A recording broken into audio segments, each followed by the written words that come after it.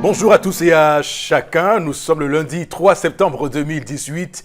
Les élèves du primaire et du secondaire reprennent le chemin de l'école ce jour pour le compte de cette nouvelle année académique 2018-2019 avec évidemment ces innovations majeures que l'on note et clairement cette instauration ou bien cette réinstauration du livre unique par matière et par classe pour cette année académique, mais également, souvenez-vous, la mise en place d'un nouveau système de paiement des frais de scolarité par voie électronique.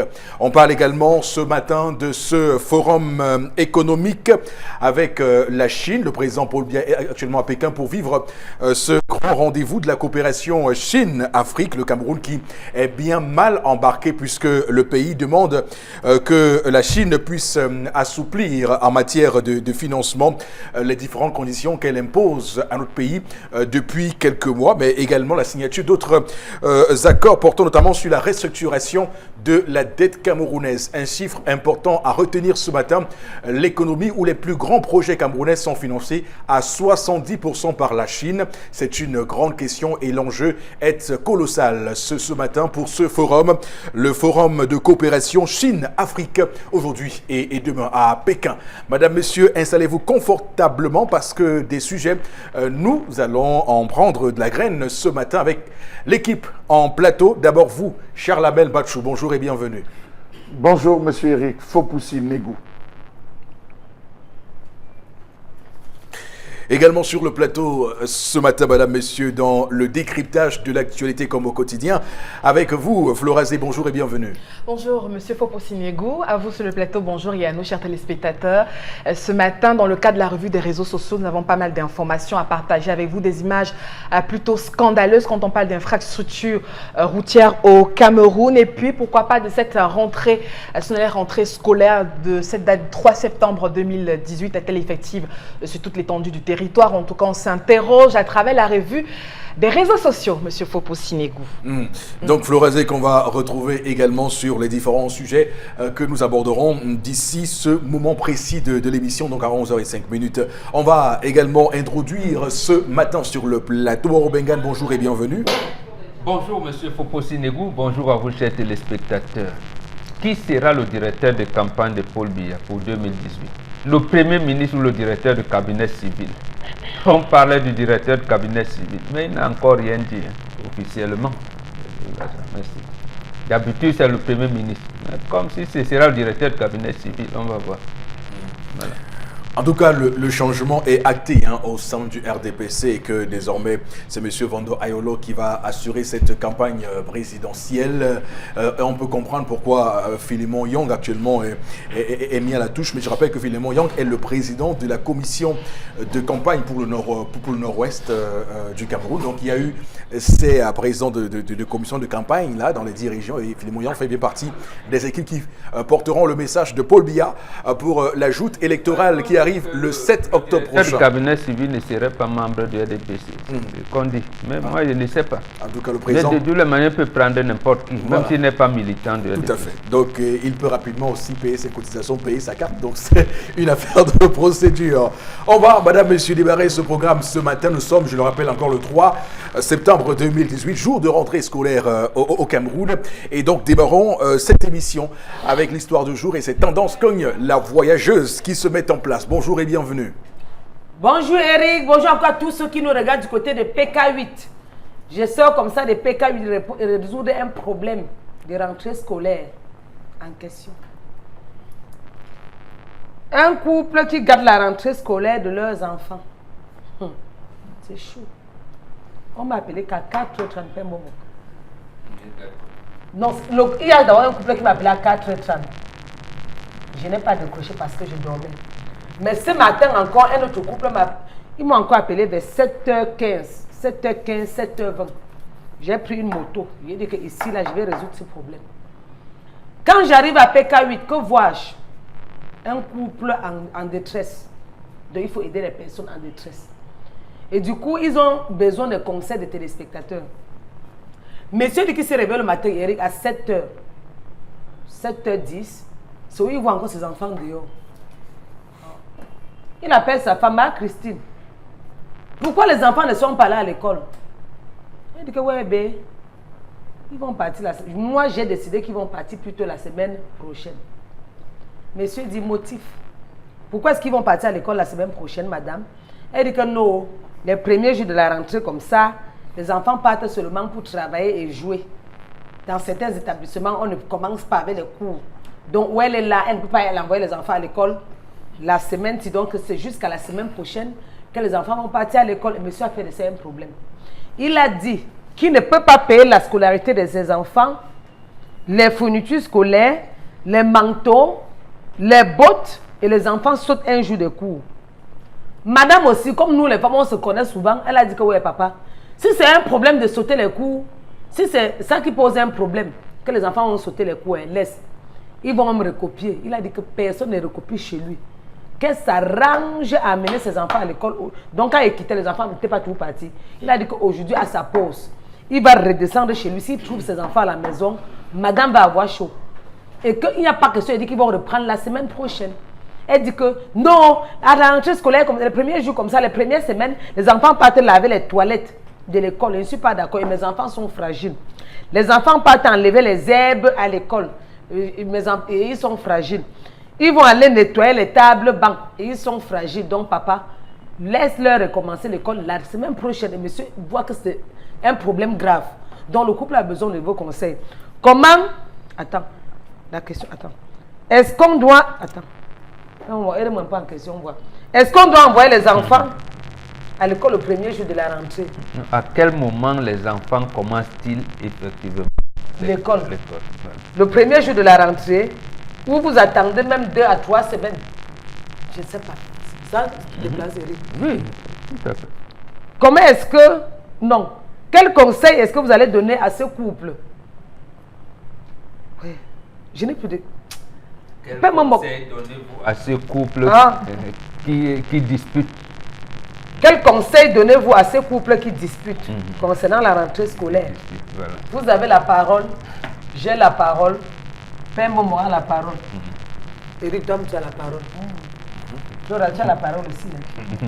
Chalamel, toi-même, tu as la parole. Donc, tout le monde, même les cadres ont la parole aujourd'hui. Tout le monde a la parole sur ce plateau. Vous avez été téléspectateurs. On est bien sûr sur Equinox Télévision, mesdames, messieurs, et on est très heureux parce que, évidemment, nos enfants reprennent le chemin de l'école aujourd'hui. Et donc, clairement, pour lancer une nouvelle année scolaire qui sera, je l'espère pour vous qui le regardez ce matin, jonchée, auréolée de grands succès avec des examens qu'ils auront réussi, passés et réussi en fin d'année, puisque on disait le plus souvent lorsqu'on allait à l'école que lorsque vous voulez réussir, votre réussite se prépare dès le premier jour de la rentrée scolaire. L'état d'esprit que vous avez lorsque vous entrez en salle de classe, même si elle est vide, détermine au final, en fin d'année, quelle sera votre réussite. Et donc, c'est un peu de cela qu'on a envie de parler ce matin, parce qu'on sait qu'il y a des habitudes qui ont le plus souvent la peau dure dans ce pays, et on est un tout petit peu champion des retards. Imaginez-vous, lorsque vous voulez dire à quelqu'un que de venir un rendez-vous à 8h, apprêtez-vous à commencer votre rencontre à 10h, parce que la personne va se mettre aussi cette pression sur elle et dire que bon, 2 heures plus tard, c'est où commencera vraiment ce rendez-vous. Donc cette chose a été, comment dire ça, transcrite sur l'école au Cameroun. Donc on imagine que si on veut commencer l'école normalement le 10 septembre, il vaut mieux annoncer aux gens qu'on commence le 3. Là, ils feront tout pour être là le 10 septembre. Donc on peut faire ça comme ça ce matin. Mais bon, Bengan, on va peut-être dégager aujourd'hui les responsabilités qui font que nous soyons chaque année à décrier le fait que l'école ne commence pas vraiment le jour prévu par le calendrier officiel. Oui, mais ça dénote ce que vous avez décliné tout à l'heure. On dit aux gens d'établir leur carte d'identité, ils attendent le dernier jour. On demande aux gens de s'inscrire sur les listes électorales, ils sont là toute l'année. Après, quand on dit qu'on voit le corps électoral, là, ils se rendent compte qu'ils ne s'étaient pas inscrits. Ils veulent aller s'inscrire. Et ils veulent le changement. Voilà, le changement. Oui. C'est une habitude qui est devenue, j'allais dire, une maladie dans notre pays, qui affecte même et le corps enseignant également, parce que les ministres en charge de l'éducation ont sorti des communiqués en demandant à leurs collaborateurs qui sont des enseignants d'être là au moins un mois, parce que là d'ailleurs pour les responsables, je pense qu'ils ont repris début août pour certains, mais il y a eu des communiqués en disant que tel responsable n'a pas encore rejoint son poste. Maintenant les enseignants aussi doivent être là dès le premier jour. Ils auraient même dû prendre leur emploi de temps au courant de la semaine. Et dans nos lycées ici à Douala, où j'ai essayé de circuler, beaucoup d'enseignants ne sont même pas encore passés pour prendre l'emploi de temps. Le programme de leur oui, donc absolument, c'est cette semaine que ça va se faire. Mais normalement, quand même, est-ce que le premier jour est fait pour débuter les cours directement? Oui. Est-ce qu'il n'y a pas un préalable à poser? Comment l'école va se passer cette année, les innovations, faire de l'explication de la pédagogie aux enfants avant de se lancer mardi dans le bain du sujet? Non, en principe, selon les textes de la République, la rentrée des enseignants s'est faite un mois avant. D'accord. Un mois avant, et on aurait dû ouvrir les inscriptions quelques temps après. Donc, en fait, 3 semaines, au moins avant la rentrée, pour procéder aux inscriptions, et prendre la liste des fournitures, faire un certain nombre de choses et tout. D'abord que la liste des fournitures était supposée donner avant, pendant que les enfants allaient à l'école, allaient en vacances. Donc, c'est ça qui n'est pas fait. Donc, ces rencontres pédagogiques dont les responsables et les enseignants devaient être faites à ce moment-là, pendant un mois qui précède la date de la rentrée. On voit bien que c'est cette semaine que les enfants vont prendre la pagination des cahiers qu'ils auront au cours de l'année. Absolument. Et même dans certains établissements, les inscriptions pour l'année 2018-2019 commencent demain mardi. Donc un jour après la rentrée scolaire. Donc au chapitre des responsabilités, pour vous, c'est l'État. C'est l'État. C'est pas cette femme qui estime que bon. Non, c'est pas cette femme. Cette femme traduit, j'allais dire, ce qu'on appelle la praxis quotidienne qui est qui se passe chez nous. Et sûrement, elle a fait le tour de certains établissements, sûrement là où fréquentent les enfants, parce que ce sont ces assos qui vendent là-bas, parce que ce sont les femmes qui menacent. Bon, elle n'a pas pu faire le goûter des enfants parce que comme c'est la journée continue, elle fait le tour de ces assos en disant que non, si mes enfants viennent là pendant la récréation de 10h ou à midi, pendant la pause de midi, bon, tu vas leur donner, on règle au quartier dans l'association. Bon. Voilà. Elle a dû faire ce tour et regarder l'état exactement, et elle ne voudrait pas que ses enfants s'engagent dans des travaux d'investissement humain là-bas cette fois-ci, parce que précisément également les établissements scolaires ont la charge de préparer en dehors des enfants le cadre dans lequel les enfants allaient fréquenter, c'est-à-dire désherbage, ça n'incombe pas aux enfants. Il y a des jours, nombre de tables bancs, des toilettes et tout. Donc l'administration de l'école doit la prêter. Maintenant, les élèves viennent, il y a la liste, on doit faire un calendrier de balayage de propriété dans la cour sûrement, mais ils doivent trouver l'établissement en bon état. D'accord. Mais c'est les habitudes. En fait, je ne la soutiens pas, mais je la comprends. Je la comprends. Au final, non, je la comprends. Mais c'est pas une bonne habitude, mais je comprends cette femme qui dit on est au Cameroun. Au Cameroun, c'est le Cameroun. C'est même le premier des Camerounais. Je ne sais même pas celui qui a donné les dossards aux citoyens d'un pays. Il y a un premier. Et on n'a jamais dit qu'il était le dernier, mais on sait qu'il y a un premier. Et voilà. Il y a le numéro 1. Alors, Chalamel, il y a des établissements scolaires où lorsque vous arrivez le premier jour de classe, vous voyez que dans les salles de classe, les gens ont déféqué partout. Vous voyez qu'il y a une saleté insoutenable. Vous voyez que l'établissement est dans une situation impitoyable. Alors, est-ce que vous comprenez quand on bengane ce matin cette femme qui estime que le mieux serait de laisser passer cette semaine et de reprendre sereinement les cours lundi prochain? Laissant le soin aux enfants des autres de nettoyer. Oui, absolument. Oui, Chalamel. Oui, je commence par répondre en disant laissant le soin aux enfants des autres de nettoyer. Alors je pense quand même, M. Eric Fopoussi, que dans les frais d'inscription, il y a ce qu'on appelle l'APE. Et dans l'APE, il y a justement ces frais d'entretien de l'établissement. Donc par conséquent, cette idée venant de vous, c'est irrecevable de voir un établissement sale. C'est irrecevable parce que l'établissement a des gardiens.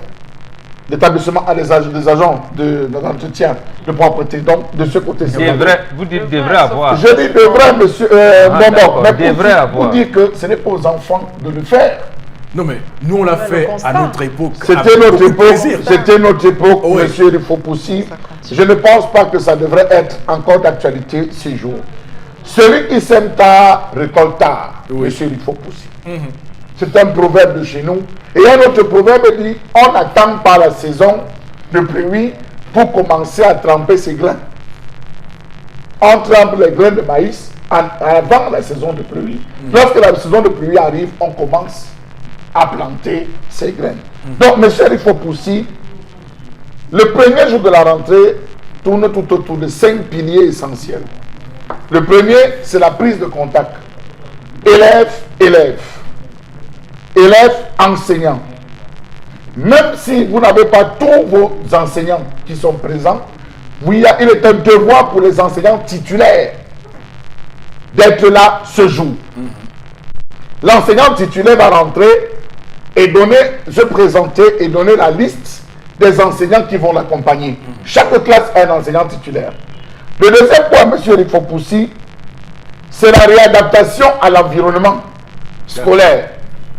L'enfant sort, même s'il ne fait rien, il commence à se réadapter pour les anciens et pour les autres à découvrir leur nouvel environnement.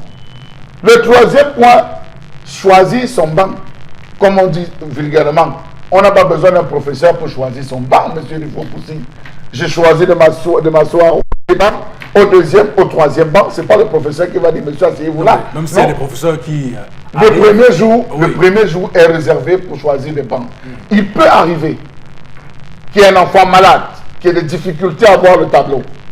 À ce moment, l'enseignant peut intervenir. Le troisième point, M. Rifopoussi, c'est la collecte et la vérification des manuels et fournitures scolaires. Je suis professeur de mathématiques. Vous aurez besoin d'avoir un compas, l'équerre, une règle, un crayon, ceci. On précise, chaque professeur vient préciser le matériel dont il aura besoin et vérifier. Vous allez voir qu'un professeur d'histoire va dire, je n'enseigne pas s'il n'y a pas de livre.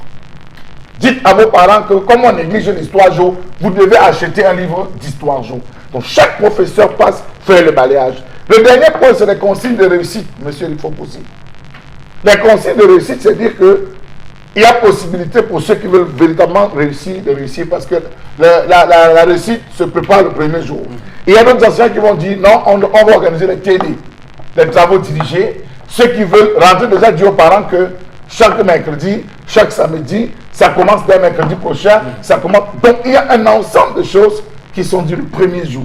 Donc, un enfant qui le premier jour sera un inadapté scolaire à la fin, parce que lorsqu'il va arriver, il va commencer à bousculer les autres pour s'asseoir, il va commencer à chercher, à vouloir se faire des amis, et il sera tard, le train sera déjà lancé. D'accord. On aura bien compris, cher Lamel, ce matin. Alors, Florazé, est-ce que vous trouvez que cet homme est dur avec sa femme et ses enfants? Non, oui et non. Oui et non, parce que vous savez, la rentrée scolaire au Cameroun a plusieurs visages, deux visages. Parce que vous allez, comme Momok l'a dit, il y a des établissements qui ne reçoivent pas encore les inscriptions. Par contre, ailleurs, il y en a qui ont bouclé il y a cela un mois avec les inscriptions. Maintenant, il y en a il y a des parents qui ont décidé justement de ne pas envoyer leur progéniture dans cette première semaine, parce que justement dans certains établissements, et ils sont nombreux, où ce sont les élèves qui viennent faire la propriété, etc. Et tout. Sauf que c'est la réalité. Je crois que là, à ce moment-là, je comprends un tout petit peu la dame. Je dis bien qu'il y a beaucoup de parents qui se sentent un peu concernés. C'est-à-dire qu'on se pose la question, est-ce que c'est mon enfant qui doit donc venir ranger, balayer, nettoyer, etc. Et tout. Donc c'est pour la question de savoir que fait réellement peut-être l'administration de certains établissements scolaires. Donc maintenant, vous avez également certains parents qui, peut-être par défaut de moyens, par défaut de protocole, d'inscription et autres, vont devoir attendre parce qu'il va falloir négocier quitter une place ou avoir tous les moyens réunis pour inscrire leur gosse. Est-ce que maintenant, à ce moment, ils vont perdre le fil et tout? Et je rappelle également que dans certains établissements scolaires, vous allez devoir attendre 1 à 2 semaines pour entrer en contact avec certains professeurs, notamment quand on parle de professeurs titulaires et autres. Nous sommes passés par là. Et c'est avec, on le dit avec des pincements au cœur, qu'après plus de 10 ans, 15 ans, on revient encore avec les mêmes problèmes. Donc ça veut dire que le système éducatif au Cameroun a de sérieux problèmes. Quand on parle justement de l'acquisition des connaissances au départ, ça sera vraiment pas opérationnel dans tous les établissements. Encore qu'il y a le privé, où c'est peut-être un peu plus rude, un peu plus précis. Et puis dans le public, c'est beaucoup plus, c'est du laxisme, voilà. Enfin, un tout petit peu ce qu'on veut. Mais on a besoin un peu de rectitude dans pratiquement les deux cadres. Maintenant, il y a des parents qui se retrouvent dans ces deux proportions et qui font avec. Est-ce qu'ils ont le droit, justement, de se fonder sur ça pour... Non, je dis que chaque parent... Je ne partage pas ce point de vue pour la simple raison que, M. Eric Fopoussi, lorsque vous consultez la liste des établissements scolaires dont les enfants qui ont la propension à la réussite, vous vous rendez compte que de plus en plus, le public est en train de prendre le dessus sur le privé. Prenez la dernière liste publiée, vous allez vous rendre compte en termes de réussite. Il y a des établissements publics où les proviseurs sont rigoureux. Encore que Bombok vous disait tout à l'heure que c'est 2 à 3 à 1 mois. Un mois, la rentrée des cadres de l'enseignement et les enseignants. Les enseignants qui viennent commencent à voir le programme. Donc, dire qu'un enseignant vient, je crois que c'est une brebis galeuse qu'il faudrait tout simplement sanctionner. Étant entendu que le proviseur, le censeur, le suivant général, le suivant de secteur, tous sont déjà à l'établissement. Mais d'abord, le censeur qui coordonne l'activité académique. Oui, mais je dis donc aller sur le terrain, la réalité est tout autre. Je dis, c'est la brebis d'accord galeuse. avec Charles, mais non, ils sont nombreux ces établissements scolaires et qui, effectivement, pour cette journée de lundi 3 septembre, n'auront pas présenté tous les professeurs aux élèves et auront beaucoup plus, je dis bien, à nettoyer, à ranger, à sacler et tout. Allez! Nous marchons, nous faisons quand même tous des établissements scolaires et c'est ce que nous décrions, c'est ce que nous ne voulons pas. Maintenant, je peux comprendre. Non, maintenant, je peux comprendre. Oui, je peux comprendre certains parents. Je vous dis qu'un parent qui vous dit que si chaque année, mon enfant est à chaque fois pour la première semaine, ne voit jamais ses professeurs la première semaine, est toujours là à ramasser les papiers et tout. Ok, d'accord, il est déjà habitué. Voilà donc son cerveau qui est transmis. Il se dit donc, ok, à chaque rentrée scolaire, du moment où l'enfant est toujours habitué à vivre ce type de scène. Donc, je conseille d'avoir mon enfant pour la première semaine. Et la seconde semaine, comme l'établissement scolaire nous a habitués à ce type de pratique, on y va. Alors, je ne m'inscris pas encore dans la même logique. Pourquoi, M. Eric Fopoussi? Pour la simple raison que le premier jour de la rentrée, le parent est censé accompagner l'enfant, quel que soit l'âge, à l'établissement scolaire pour se rassurer de l'effectivité du début des cours. Mais à l'intérieur du vous laissez l'enfant là. Je dis chaque parent est tenu. Je n'ai pas dit que c'est une obligation. Attention. Je n'ai pas dit que c'est une obligation. J'ai dit est tenu d'accompagner. Ils n'ont pas pour ça. Il dit non pour autre chose. Ah d'accord. Donc bon, dis pas non parce que c'est les parents qui doivent faire quelque chose. Bon, il y a quand même ça, il faut qu'on se comprenne sur les termes. Hein. Si chacun raisonne comme Florazé nous le prescrit ce matin dans une logique de faire différer la rentrée scolaire, ça veut dire que lundi prochain, on n'est pas certain que la rentrée ait lieu parce que les enseignants viendront faire ce que Chalamel va décliner, ce qu'ils devaient faire aujourd'hui. Ils vont le faire plutôt lundi prochain. Moi, j'ai dit moi-même. 2 semaines plus tard. J'ai dit moi-même. Avant, on se plaint de la couverture des programmes scolaires. On ne soutient pas la vie des femmes, mais on comprend. Oui. On comprend parce qu'il y a la praxis. Il y a l'idéal que Charles Amel a décrit, que tout le monde. Moi, mes enfants sont allés à l'école ce matin. Oui. Je ne les ai pas accompagnés. Ils doivent y aller. C'est des anciens dans cet établissement. On les accompagne pourquoi? On les accompagne pourquoi? Ce ne sont pas les enfants de la maternelle ou de la CIL qu'on devrait accompagner. Maintenant, le principe est décrit Charles Amel, oui. Mais ils sont combien à le faire? Même dans le privé, il y a le privé confessionnel qui est un peu plus rigoureux par rapport à ça. Maintenant, les résultats dont faisait allusion Charles Amel. Charles Amel, d'abord, c'est les faux résultats. Faux résultats dans ce sens que si on veut montrer que le public, le privé ou lequel le premier au bac, il faut montrer le nombre d'inscrits qui est au bac, ainsi de suite, ainsi de suite. Donc, il y a les paramètres. On ne va pas dire que tel a fait 100%. Je peux présenter 6 candidats, les 6 réussis, c'est 100%. Tel autre a présenté 100 candidats, 50 ont passé, c'est 50%. Un autre présente 6, 3 passent, c'est 50%. Donc, vous allez donc sur la base de ça. Même si on réussit 6%, vous avez fait passer 50 sur les 100. Je vous dépasse en quoi? Parce que j'ai fait un 100%? Non. Parce que c'est des faux. Vous êtes sélectif. Bon. Voilà. Non, la rentrée, en principe, tout le monde doit être là à la rentrée. Tout le monde doit être là à la rentrée. Et les enseignants et les élèves encore davantage. Parce que les textes prévoient que les enseignants sont là depuis un mois.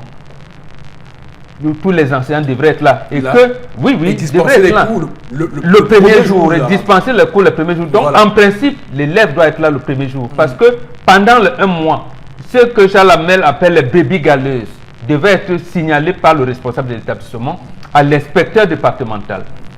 Parce qu'il y a également au niveau des départements et des régions, les professeurs, les enseignants qui sont en complément d'effectifs. Il manque un professeur de philo, s'il est là, on le remplace. Ils ont la possibilité d'ajouter les enseignants. Ils commencent donc à signaler les retards de prise de service de ses collaborateurs pendant tout le mois d'août. C'est fait, ce n'est pas fait. Là, je vous dis, les enseignants qui nous regardent, ce n'est pas fait.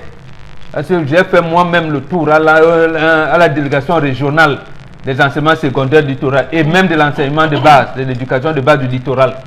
C'est pas fait. D'accord. Alors, tendance, cette femme, comment tu juges son comportement avec cette rentrée scolaire? Non, je vois qu'elle s'est pas mal comportée. Elle s'est très bien comportée. Et les gens vont peut-être dire que c'est parce qu'elle n'aime pas ses enfants. Non, elle aime bien ses enfants. Le problème, c'est que c'est une femme qui est sensible. Elle peut pas être... Vous savez, nous les mamans, nous sommes très sensibles à nos enfants. Il y a les trucs qu'on n'aime pas quand les enfants font. Oui. Les travaux qu'on fait, les établissements qui abandonnent tout seulement au nom des enfants. Alors qu'en temps normal, on doit chercher les gens qui vont faire tout ça à la rentrée. Un enfant qui avant se la trouve... rentrée même. Oui, avant la rentrée, mais un enfant qui se trouve en train de laver les toilettes de l'école, c'est elle qui comprend son corps. Elle connaît l'état des enfants. Pendant 3 mois, qui a mis les toilettes dans cet état? Voilà. Non, pas bon, Alors que l'enfant était en vacances. Non, donc, en fait, les herbes c'est même. l'établissement qui doit... Les herbes même qui sont à l'établissement, laver le sol, nettoyer les tables, bancs, tout ça. Bref, certaines mamans ne veulent pas. Maintenant, elle en face d'un papa, un homme qui la frustre. Quand il se place devant les enfants, il dit, ils vont aller à l'école, madame, je vais refaire les tours pour voir s'ils ne sont pas partis. D'abord, je ne veux pas revenir ici à midi et les trouver. C'est une façon de dire aux enfants de même manquer le respect. Il veut montrer aux enfants qu'ils ne les aiment pas. Quand tu constates quelque chose, oui, tu as payé la pension de tes enfants. C'est de ton droit à ta cour. Mais les enfants ne sont pas partis. Parle-moi doucement que, pourquoi tu as fait ça? Je te réponds. Mais quand tu me grondes devant les enfants, c'est me tuer. C'est pour montrer que je ne suis rien. Yeah. Pour les hommes qui prennent le temps, qui parlent à leurs épouses fort devant les enfants, évitez ça. Parce que quand tu fais ça, tu sèmes la zizanie entre mes enfants et moi. Tu vois, non, Flora, tu peux constater quelque chose. La femme souvent fait quelque chose dans l'ignorance. Oui, on rejette l'acte, bon, on ne peut pas rejeter la personne. S'il te plaît, mon amour, ne fais plus ça. Demain, 5h30, je vais les réveiller. Mais pas que tu viennes bavarder devant les enfants, me frustrer et frustrer les enfants. Ça ne se fait pas. Ça ne se fait pas. Et moi, je n'ai aucun problème. Dans la vie, chacun a son choix. La vie, c'est un choix. Et son choix, c'est que les enfants vont partir à l'école la semaine prochaine. D'accord. Même les cours qu'on a écrits, les enfants vont recopier. Oui, les enfants vont recopier. Le problème est où? Quoi va faire? Puisqu'il a fait de ces problèmes d'état. Non, mais c'est recopié, il a manqué les explications. Quoi va faire? Parce que l'enseignant explique aussi quand il lit son Monsieur cours. Eric Fopoussi, Oui. je crois que lorsque l'enfant est sorti de la maison le premier jour pour aller à l'école, le devoir du parent, premier jour de la rentrée, c'est au moins de prendre les cahiers de l'enfant et de dire vous avez écrit quoi, ou de poser la question de tout au moins. Absolument. Et regarder ce qui a été fait dans le cahier. Dans le cas où ce n'est pas fait, il est tenu aux parents d'avoir le numéro de téléphone de l'enseignant. Il ne faut pas créer une proximité aérienne avec l'éducateur de votre enfant. Appelez sur l'enseignant. C'est l'élève qui trouve et la salle de classe et son enseignant. Ce n'est pas l'enseignant qui trouve l'élève, monsieur Eric Fopoussi. Je suis désolé. Moi, je me rappelle à notre époque, on trouvait à l'intérieur, lorsqu'on arrivait, le professeur était assis sur sa table. Monsieur, vous êtes en retard. 7h30, le portail était fermé. Vous attendiez dehors. Et il y avait une demande d'explication accompagnée de vos parents. J'estime que Moboka peut-être dit que c'est encore aérien, mais je pense qu'il y a des établissements scolaires qui se battent à faire appliquer cela. Et je crois que ça devrait être le cas. Donc voilà, c'est clair que on va sortir de l'échange de ce matin et j'ai envie qu'on le retienne, quelles que soient les pesanteurs qui empêchent qu'on ait une rentrée scolaire effective. Je pense que pour la construction des valeurs qui permettent à un individu de se construire dans la vie, il est important d'avoir la rigueur d'être là le jour de la rentrée scolaire. Ça permet que vous soyez une personne de principe, une personne de valeur qui respecte ses engagements. Et c'est en cela que l'idée même d'imaginer un seul et une seule seconde qu'on puisse différer une rentrée scolaire, parce que vous avez expliqué toutes les raisons ici, c'est ma foi tout à fait irrecevable. Alors Florence, avec vous, on va lire quelques messages sur la page Facebook de l'émission. Oui, une réaction de Rodrigue Techeim qui réagit. Il dit que la rentrée débute dès le premier jour, puisque une semaine après, l'enfant a déjà un retard considérable par rapport à ses camarades. Donc, il est vrai que certains établissements ne sont guère salués dès le premier jour, mais de là à refuser à l'enfant d'y rendre une semaine après, c'est vraiment énorme. Donc, les parents devraient s'offusquer devant l'administration de l'école afin que ces égarements soient donc corrigés avant le premier jour des cours. D'accord, on va arrêter là. On va surtout dire que ce matin, pour ceux qui nous regardent, nous n'aurons pas les numéros de téléphone comme à l'accoutumée, donc vous ferez plutôt du bien à l'émission en allant sur la page Facebook 10-12 Le Zénith pour réagir. Pour ceux qui réagissent le plus souvent, donc, allez plutôt sur la page Facebook de l'émission, donc 10-12 Le Zénith, pour nous faire parvenir vos différentes réactions. Nous aurons dû vous le dire juste avant cette émission. Alors on va poursuivre le Zénith avec la colère de Cher Labelle.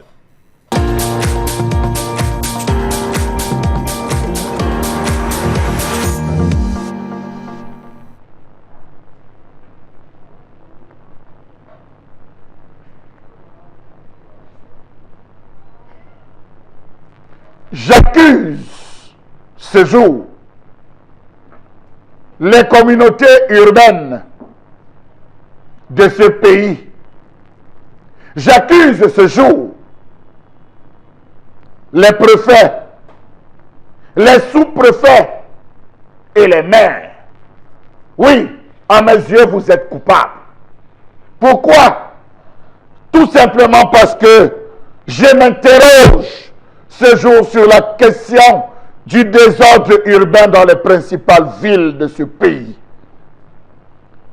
Comment comprendre que la corruption ait installé son nid dans les centres des communautés urbaines avec comme prétexte majeur le désordre urbain? Quelle est la définition que l'on donne même à cette affaire de désordre urbain-là? Comment comprendre que chaque délégué, Yaoundé, Bertois, Bafoussam, Douala, rejette la faute sur les citoyens, prétextant que ce sont eux qui occupent la chaussée, le domaine de l'État, mieux qui occupent les zones interdites? Comment comprendre que plusieurs maisons soient construites sur l'emprise des drains et que ces dites maisons possèdent des titres fonciers et des permis de bâtir, des documents administratifs que seuls délivrent les délégués du gouvernement auprès des communautés urbaines et le ministère du domaine des cadastres et des affaires foncières? Quel est donc le rôle des préfets, sous-préfets, dont la fonction première est de descendre sur les lieux pour se rassurer de l'effectivité, mieux de l'authenticité des travaux? Comment comprendre que la majorité des immeubles construits dans les zones marécageuses ont des titres fonciers et ont bénéficié des permis de bâtir? Qui a donc délivré ces titres fonciers? Question. Je m'interroge franchement sur ces gens dont la mission principale est de veiller à l'exécution et au respect des espaces publics. Comment comprendre que les gens s'installent tranquillement au vu et au su des autorités sans que celles-ci ne daignent ordonner les casses? Comment comprendre qu'à longueur de journée, l'on voit des gens acheter des espaces dans les zones interdites, on les voit rambler tout doucement les marécages sans qu'aucune action ne soit menée par les autorités en charge? Oui, je parle de préfets. Oui, je parle de sous-préfets, des maires qui ont la charge de faire respecter la loi. Comment comprendre ces multiples croix de Saint-André qui, après avoir été apposés sur certains bâtiments en chantier, disparaissent sans que l'on ne comprenne rien? Comment comprendre tout ce marchandage opéré entre certains agents de la communauté urbaine et certains citoyens? N'avez-vous pas vu des chantiers dont on a décidé l'arrêt continuer sans aucun stress? Point d'interrogation. Les faits sont là. J'accuse la communauté urbaine de Douala pour le coup. Rappelons-nous qu'il y a quelques années, un ministre de cette République avait ordonné la destruction immédiate d'un immeuble, 6 à Makepe Misoké. Des croix de Saint-André avaient été apposées par les agents de M. Tonin sans suite. Savez-vous qu'après le passage de ce ministre de la République, plusieurs autres maisons ont poussé tout autour de cet immeuble comme des champignons? Observez l'inondation qu'on vit dans cette zone pour comprendre de quoi je parle. Oui, c'est à Makepe, juste avant le pont, vous verrez cet immeuble où on traverse sur des planches pour pouvoir atteindre l'autre quartier, cet autre derrière de Makepe Misoké.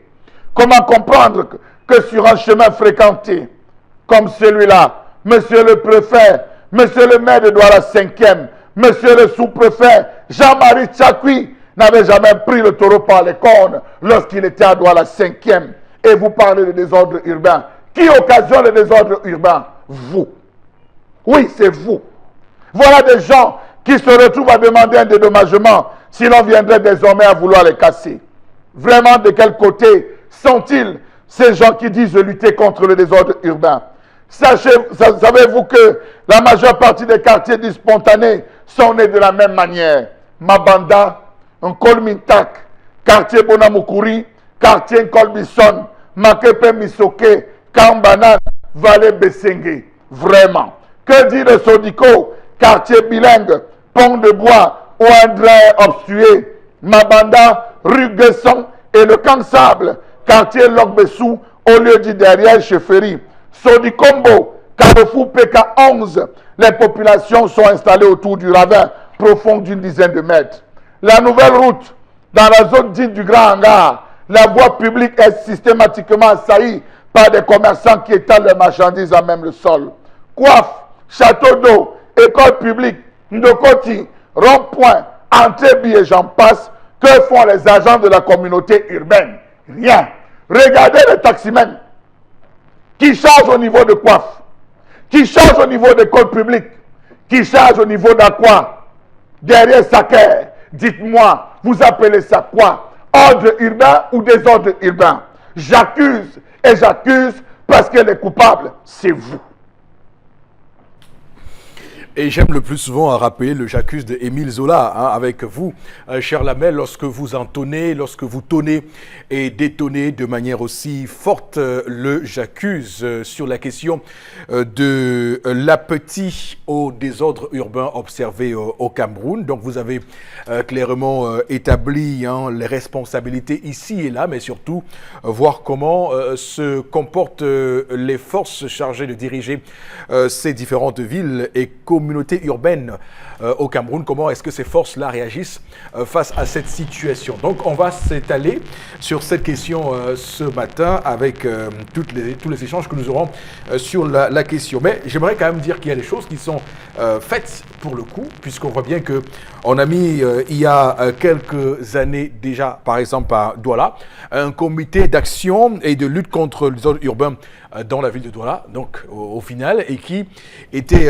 une délégation mixte composée et de la communauté urbaine et des communes d'arrondissement, du moins les 5 à l'exception de celles que vous savez, et évidemment les forces de maintien de l'ordre. Donc on imagine que le préfet et les sous-préfets ont été également placés dans ce comité d'action et de lutte contre le désordre urbain à Douala.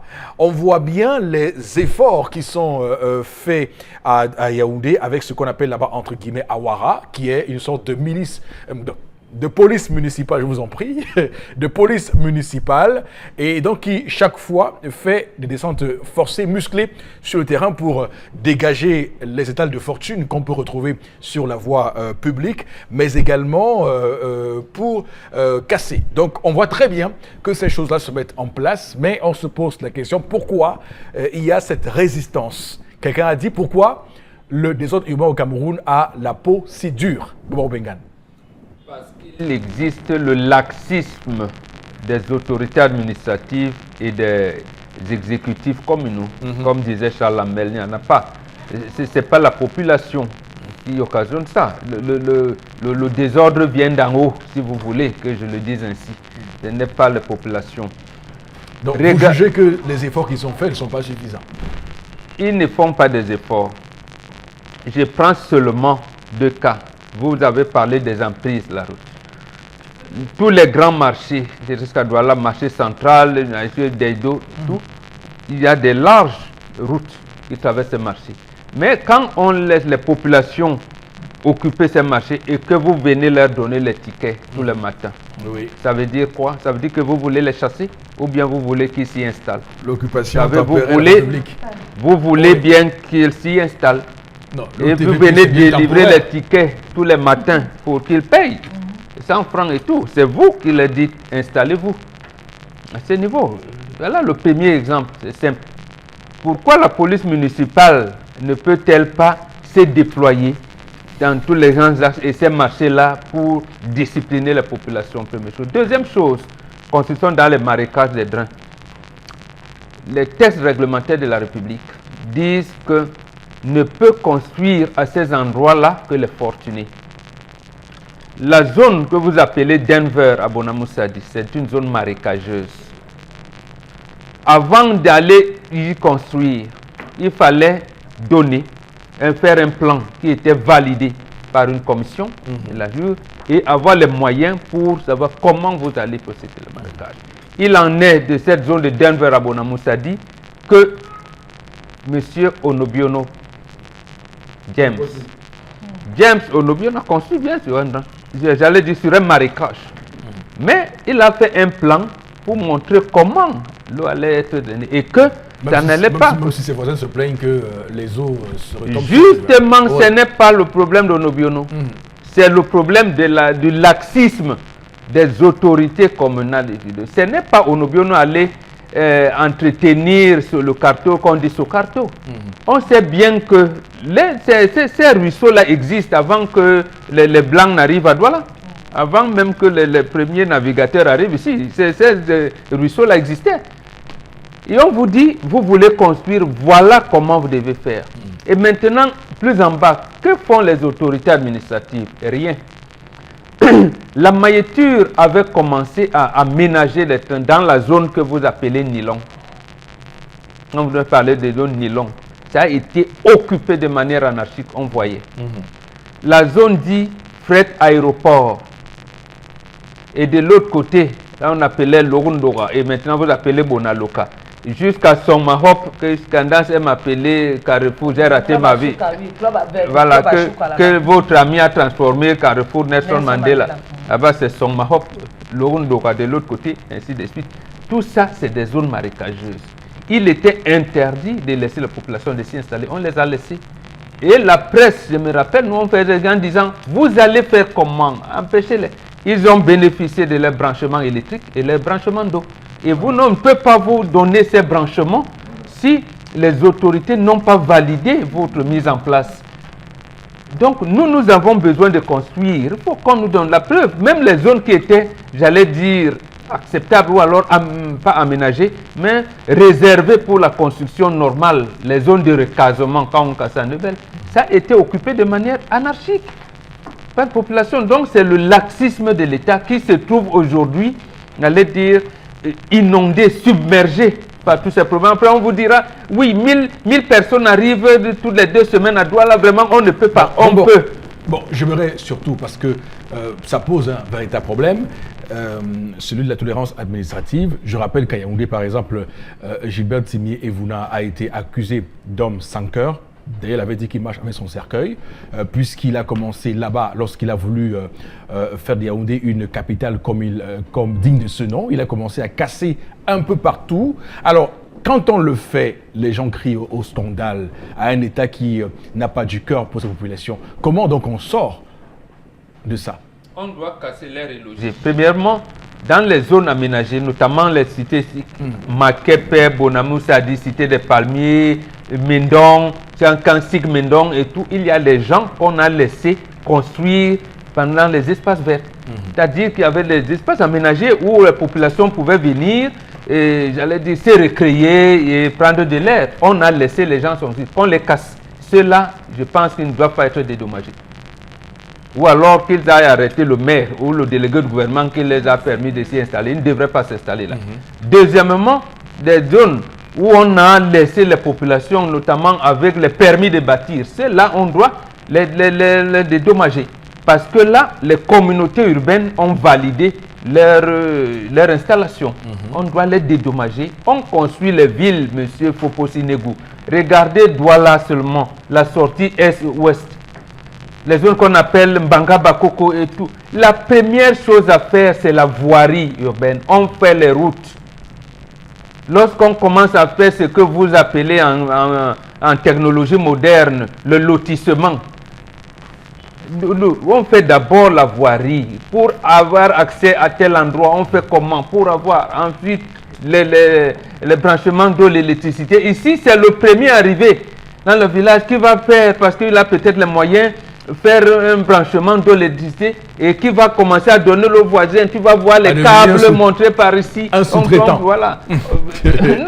Ou bien un sous-vendeur. Il le fait avec les bambous de Chine. Il coupe un long bambou de Chine et on accroche dessus. Voilà. Ok, d'accord. Alors, Chalamel, est-ce que cette question ce matin, et je reprends l'expression qui est usitée le plus souvent, cette peau dure, l'appétit du désordre urbain, est-ce que ça ne résulte pas d'une difficulté pour l'État à concilier donc le cri de ces populations qui n'ont pas où aller au final et une main forte, une main dure pour réprimer?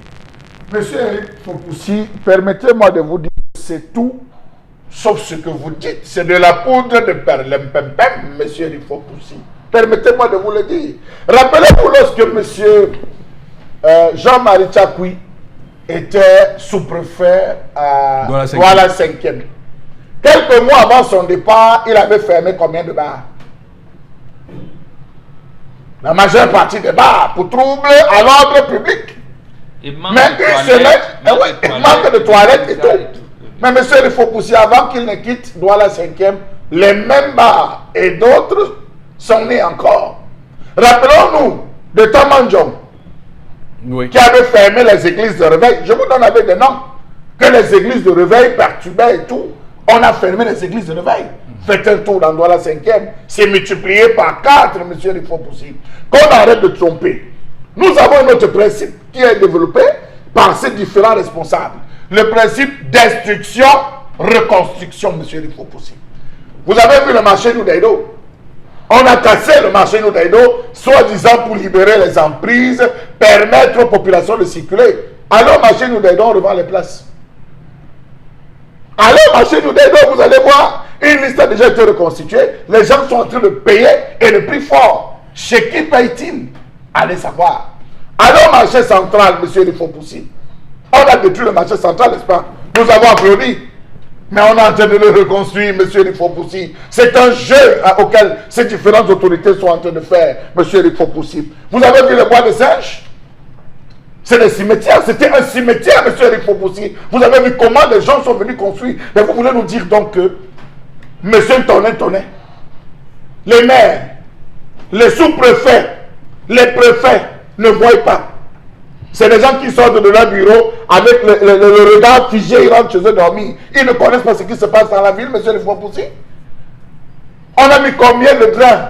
On a décrié la question des drains. Lorsque vous arrivez, on vous présente le titre foncier avec le permis de bâtir. Qui a signé? Je vous dis, monsieur le Fopoussi, que pour Douala 1er, on a eu Douala 1er, Douala 3e, Douala 4e, on a eu pratiquement, monsieur le Fopoussi, 137 garages instantanés automobiles qui sont en règle et qui payent tout ce que vous pouvez imaginer au niveau des différentes mairies. On a 210 véhicules abandonnés qui n'ont pas été ramassés. On a 150 poteaux abîmés, monsieur il faut pousser. Je vous donne avec les chiffres. 148 rues en dégradation partielle au total. 32 plats publicitaires. Mais vous parlez de qui? Mais ce sont eux les responsables qui font le désordre urbain. Arrêtez d'indexer les populations. Est-ce que je peux m'offrir le luxe d'aller construire à Boradjo? Je peux aller. Je peux même essayer à Bali. Je peux essayer à Makepe.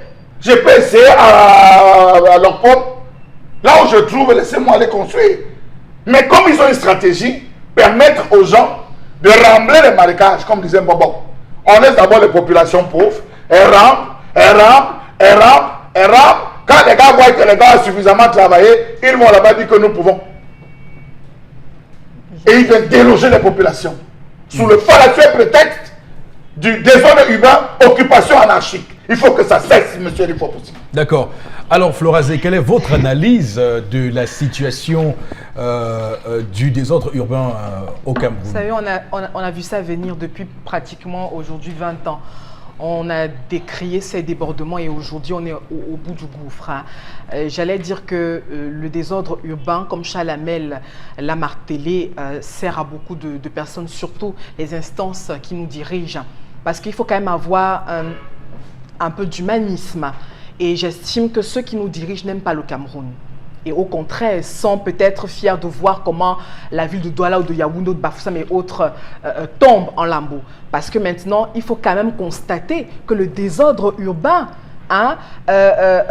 engrange autant de dépenses, c'est-à-dire même sur l'aspect économique. Combien on perd la santé des populations? Parce que vous êtes dans une ville, par exemple, Chalamel a sur l'habitude de le dire, c'est-à-dire que diriger une ville ou un pays à la carte, c'est-à-dire que ne venez plus nous dire que c'est parce que Douala est surpeuplé qu'on n'arrive plus à faire ci, à faire ça. Un plan quand même, je vais dire, une ville doit avoir un plan d'urbanisation. Alors, si Douala a un plan d'urbanisation, pourquoi aujourd'hui on tarde à mettre ce plan en pratique? Pourquoi ce plan n'est pas effectif?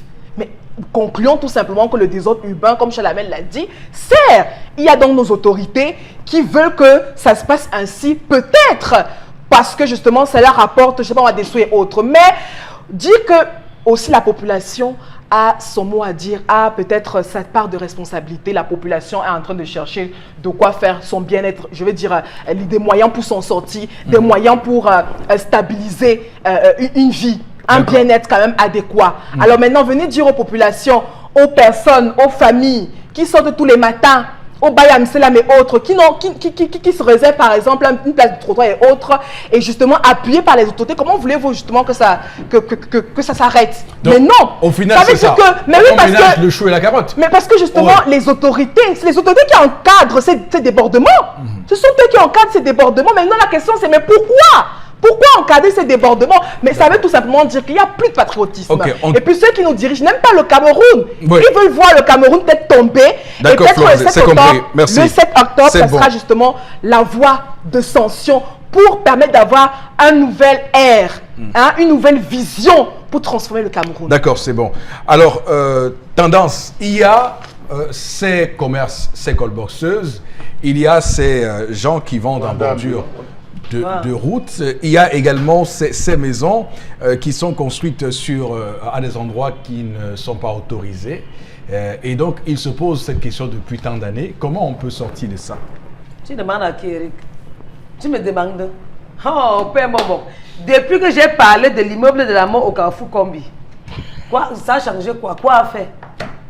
Demain, quand l'immeuble de la mort là va tomber, Eric, on va appeler Equinos qui venait filmer.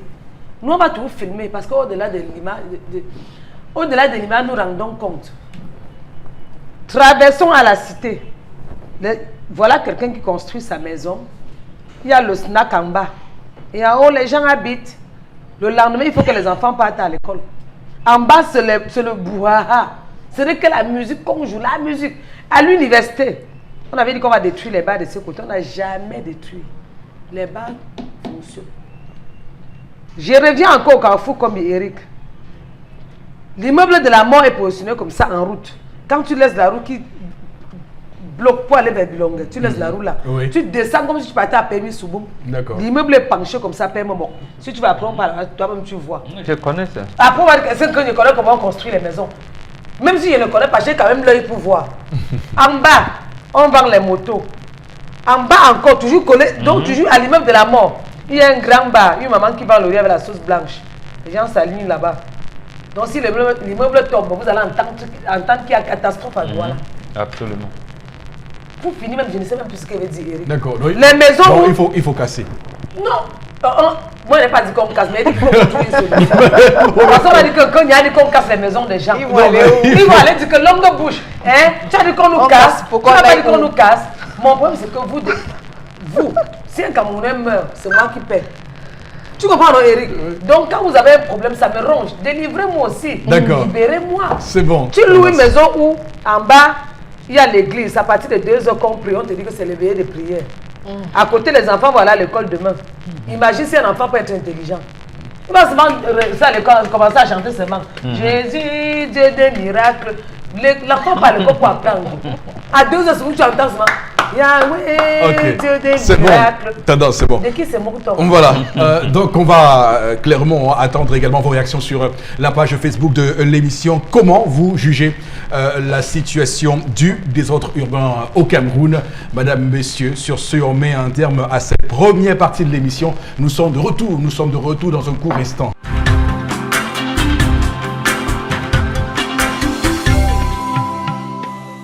Retour, madame, monsieur, sur le plateau du 10-12, le Zénith. Et pour cette deuxième partie, je rappelle que nous sommes le lundi 3 septembre 2018 et que c'est la rentrée scolaire et qu'à l'occasion, nous souhaitons une bonne rentrée scolaire à tous les parents aussi qui se battent comme un beau diable pour que ces enfants puissent acquérir des connaissances et qu'en fin d'année, ils puissent réussir aux différents challenges scolaires qui leur seront opposés. Et donc, pour cette deuxième partie, on va avec vous, Florazé, se rendre sur la page Facebook de l'émission pour y extirper, entre guillemets, excusez-moi le terme, quelques réactions.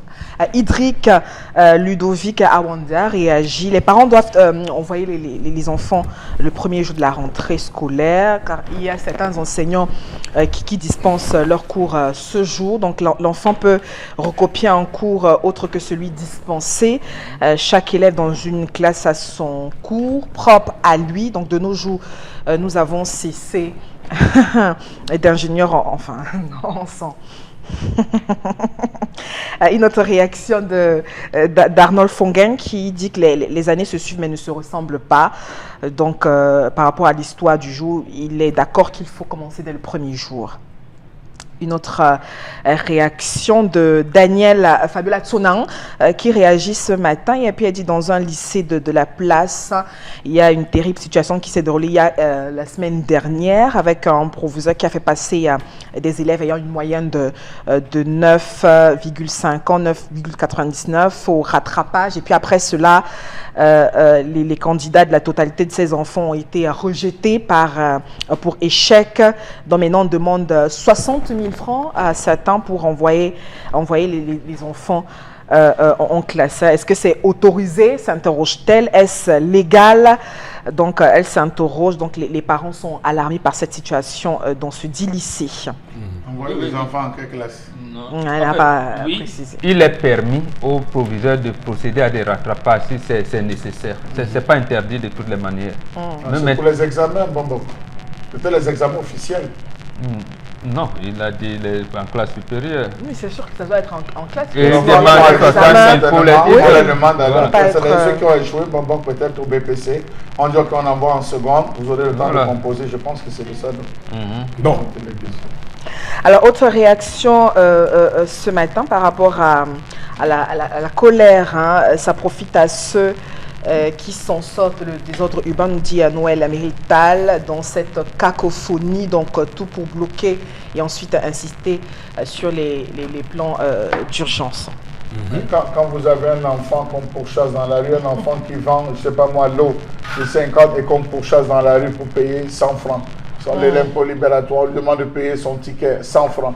Vous pensez que cet enfant n'aura pas droit de rester sur la chaussée et de dire que c'est son territoire et qu'il devra vendre? D'accord. Donc, on va parvenir à la conclusion selon laquelle ce désordre urbain est entretenu par certains dirigeants des villes qui bénéficient clairement des rentes et des substances issues de ce désordre-là, de l'argent qu'ils recueillent ici et là, parce qu'évidemment, tant qu'il y a des ordres, ils ont la possibilité de se faire un peu d'argent quelque part. Oui. Les autorités administratives et les mairies, ils sont de pas, parce que les autorités administratives s'occupent des emprises de la ville. Oui. Quand ils se rendent compte que le préfet, lui qui est le patron des mairies, c'est lui qui encadre les sessions comment vous appelez ça, des conseils municipaux. Lui, il a mangé. D'accord. Le sous-préfet va voir comment. Donc, en fait, ils vont trouver un moyen, à côté de tel marché, bon, on peut faire un garage ici, on peut laisser tel positionner. C'est comme ça que ça se fait. Et même les autorités municipales, comme vous dites, et Chalabel a pris un exemple qui, à mon sens, résume assez bien la situation. Comment se fait-il que vous découvrez sur des bâtisses des Croix de Saint-André un jour et un autre jour, vous ne voyez plus rien? Absolument. Donc il n'y a qu'une seule hypothèse. Soit on s'est rendu compte que le danger n'est pas écarté. C'est ça que vous dites. C'est-à-dire le danger pour lequel on vous demande de démolir est encore là. Mais on vous permet de ça veut construire. dire simplement que le monsieur est allé là où il faut. Il a bien parlé. Il a bien parlé, comme on dit au Cameroun. Avant de mettre, on vous dit que vous faites comment? Oui. Vous parlez maintenant ou après? Vous dites non, je préfère parler après. On dit bon, on met d'abord en attendant. Non, personne ne dit jamais ça. Il ne dit pas que non. Il espère que. Il espère. Non, puisqu'ils se connaissent, c'est ça le plus. C'est-à-dire, on sait quand tu es en difficulté. On dit maintenant c'est bon ou après. Après. Tu dis que non, comme j'ai pris la banque là, après bon voyage, le conteneur qui va venir bientôt, bon, ça me permet de voir. Bon, on va se voir Quand après. vous demandez un moratoire, vous refusez le Non, moratoire. on met d'abord. On met d'abord. On dit que c'est un peu. Mais Mais ceux qui ont mis, ils vous voient construire, oui, mettre même les carreaux. tout. Après, on vous dit, mais le après là, c'est quand on dit que non, c'est bon, je vais voir, j'arrive. On te dit que Et tu il vas arrive. venir quand? On t'attend tel jour. C'est nous qui allons te guider. Ils ont des bureaux là où on va te faire entrer. Monsieur Eric Fopou, si vous avez vu les dernières pluies, vous avez vu ce que ça veut faire alors, Bessou. Ça veut inonder, ça veut traverser, ça tient le deuxième, troisième niveau Ça des étages. submerger des maisons. Alors, Bessou, Oui. vous voulez dire que personne n'a vu là? On n'a pas vu ce qui se passait là-bas, monsieur Eric Fopou, qu'on arrête ça. Ils sont complices, ces autorités. Et je crois qu'il est temps que les masques commencent à tomber dans ce pays, monsieur Lipopoussi. Et ce que vous dites est tellement vrai que connaissant la soif que certaines personnes dans ce pays ont pour l'argent, comme on pourrait parler de soif d'argent, vous imaginez mal qu'un monsieur se soit abstenu d'aller à Lorbersou demander que, bah, écoutez, pour continuer là, il faut parler, il faut bien parler. Voilà. C'est pour cette raison que Oui. Madame la ministre actuelle, Kouma Bessike, des domaines et affaires foncières, a dit qu'il y a au moins 13 000 faux titres fonciers à Douala. Alors, ce qu'il faut dire, c'est aussi que... Et le président de la commission de délivrance des titres fonciers était le sous-préfet. Voilà. Monsieur Lipopoussi. Charles, j'aimerais surtout faire un petit un coup de gueule ce matin. C'est important qu'on fasse ce coup de gueule. Tout cela, c'est un chantage aux populations qui ne dit pas son nom. C'est tout. Ah oui. Voilà le Vous mot. ouvrez votre petite échoppe en bordure de route. Chaque mois, on vous menace de détruire. Donc, chaque mois, il y a une rente mensuelle. Vous concédez Vous un peu n'avez pas d'argent, envie de on vous laisse tranquille. Avec ça, je vous assure qu'on parlera de ce sujet. Vous avez vu, pendant vous avez longtemps. vu, monsieur Lipopoussi, la communauté urbaine avait fait des kiosques qu'il fallait acheter à 250 000 francs CFA. Oui. Pour occuper la voie publique, Absolument. Pour installer. Un bon matin, c'est la même commune qui me dit que c'est trop reculé vers la route. Il faut que vous rentrez. On a cassé pour beaucoup. Monsieur Lipopoussi, 400 des 1218 hectares du domaine aéroportuaire est occupé. Oui. 400 des 1218 hectares du domaine aéroportuaire est occupé par 130 000 familles. 130 000 habitants. Allez à Newton Aéroport. Est-ce que le délégué ne voit Voir pas ce le qui se vol? passe. Est-ce que le délégué ne voit? Quand vous voyagez, mais vous décollez à l'aéroport, bonne tendance le sait. Quand vous regardez, vous voyez les maisons. C'est Des deux côtés, maintenant, monsieur Lipopoussi. C'est horrible. Comment est-ce qu'ils s'installent là-bas? Tous ces autorités qui sont ne voient pas. Quand on a fait ça. Et il y a... Et il y a des commissions, je termine, il y a des commissions qui passent tous les mois de ce côté de Newton, ou c'est Newton Aéroport, pour prendre 10 000. Ah bon? Bien sûr, c'est un chantage. C'est un chantage, c'est un rackettage, donc on devrait arrêter cela parce que dans ce contexte-là où les gens travaillent et font ce qu'ils doivent faire, où il nous excuse. On vous dit qu'attendez, à tout moment on va arriver. Regarde le plan, regarde le plan. Voilà ta maison est dans le plan. Donc sur la ligne, si on va venir te passer, si tu es sage, on va détourner ta maison comme ça. Donc donne ta part. Voilà. N'écoute pas la bouche des gens, donne ta part. Et si vous faites mine d'être Ça, c'est typique. un expert du vous droit voyez, et une personne qui maîtrise les textes, Ouais, bah, ouais. écoutez, hein, on vous lynchera. Vous-même, vous savez que vous avez mal. Non, vous-même, vous êtes conscient que vous avez conçu au gouvernement. Donc, vous n'avez que le choix. Non, vous avez des gens qui font la mauvaise foi et qui vous expliquent que non, pour faire ci, pour faire ça, pas besoin de payer ci, ça. Si vous voulez détruire, détruisez. Et donc, les gens vous disent, ah, d'accord. Il vient en force pour détruire. Donc, ta part. Réagis. Tu ne réagis Alors, pas. Florazé, Réagis vite. on va lire. Quelques réactions? Oui, allez-y. Il y a Boris Bogana sur notre page Facebook, on le rappelle, qui par rapport à la colère de Chalamel, pense que le désordre urbain profite à ceux qui nous dirigent, et puis dans le but de se faire aussi beaucoup d'argent, et puis en votant des budgets, malheureusement, ce n'est pas pour aider les populations. Fabrice Tchefa, qui pense également que le désordre urbain au Cameroun est juste l'accomplissement du mauvais travail de l'État. Jean Flaubert réagit également. Il pense que les autorités font ce qu'on appelle l'ordre dans le désordre. Ils créent le désordre et ils viennent chercher à mettre de l'ordre. D'accord. De quel ordre on parle? Quand vous voyez, regardez nous des dos, vous voyez quel ordre là-bas? Il a fait une Le sorte français est d'ironie. compliqué. Il voulait dire que les autorités On a organisent le tous désordre. compris. Mais monsieur pour Eric prétendre Fopoussi, faire non, l'ordre. bon, Il crée, voilà. Monsieur Eric Crée ce Fopoussi, désordre. bon, regardez coiffe. Oui. Regardez coiffe. Ce n'est pas la publicité. Regardez les voitures, les véhicules qui chargent là-bas. Imaginez-vous en train de rentrer d'urgence chez vous. Vous laissez ça traverser quoi? Comment? Regardez en face du commissariat 9e. Non. Le commissaire dort en face du Non, commissariat. Ça, c'est terrible. Restons à Coiffe parce que j'ai un. C'est terrible. là-bas. Restons à Coiffe. Et là, c'est un vrai problème. Chaque fois qu'il pleut à Coiffe, il y a une piscine qui se crée là-bas. Ah oui. Je ne sais pas ce qui Même se dans le cas de passe, boulangerie, d'accord. mais personne n'a jamais daigné imaginer qu'on puisse faire en sorte que la rigole qui est là-bas On attend puisse la être dégagée catastrophe. et qu'on n'ait plus ce problème-là. Et pendant qu'on fait ça, quand une chose va arriver là-bas et qu'on en sera ici à pleurer, je pense que nos autorités nous écoutent, nous regardent ce matin et elles doivent prendre le taureau par les cornes. Monsieur Eric Fopoussi, regardez en face Mais non, du oui, commissariat. c'est très grave. Commissariat 9e. Le commissaire se brossant les dents, il voit. Il regarde. Les inspecteurs en faisant l'hymne national tous les matins regardent. Quand tu me parles de dire que man, n'entre pas dans les affaires ici. Le commissaire qui est là-bas connaît. Il nous connaît, on est reconnu. Allez savoir comment ils sont donc reconnus pour être là. Au niveau du château, au niveau des écoles publiques et au niveau de coiffe. À qui Les est-ce qu'ils commerces, versent des pots de vin? Les commerces sont...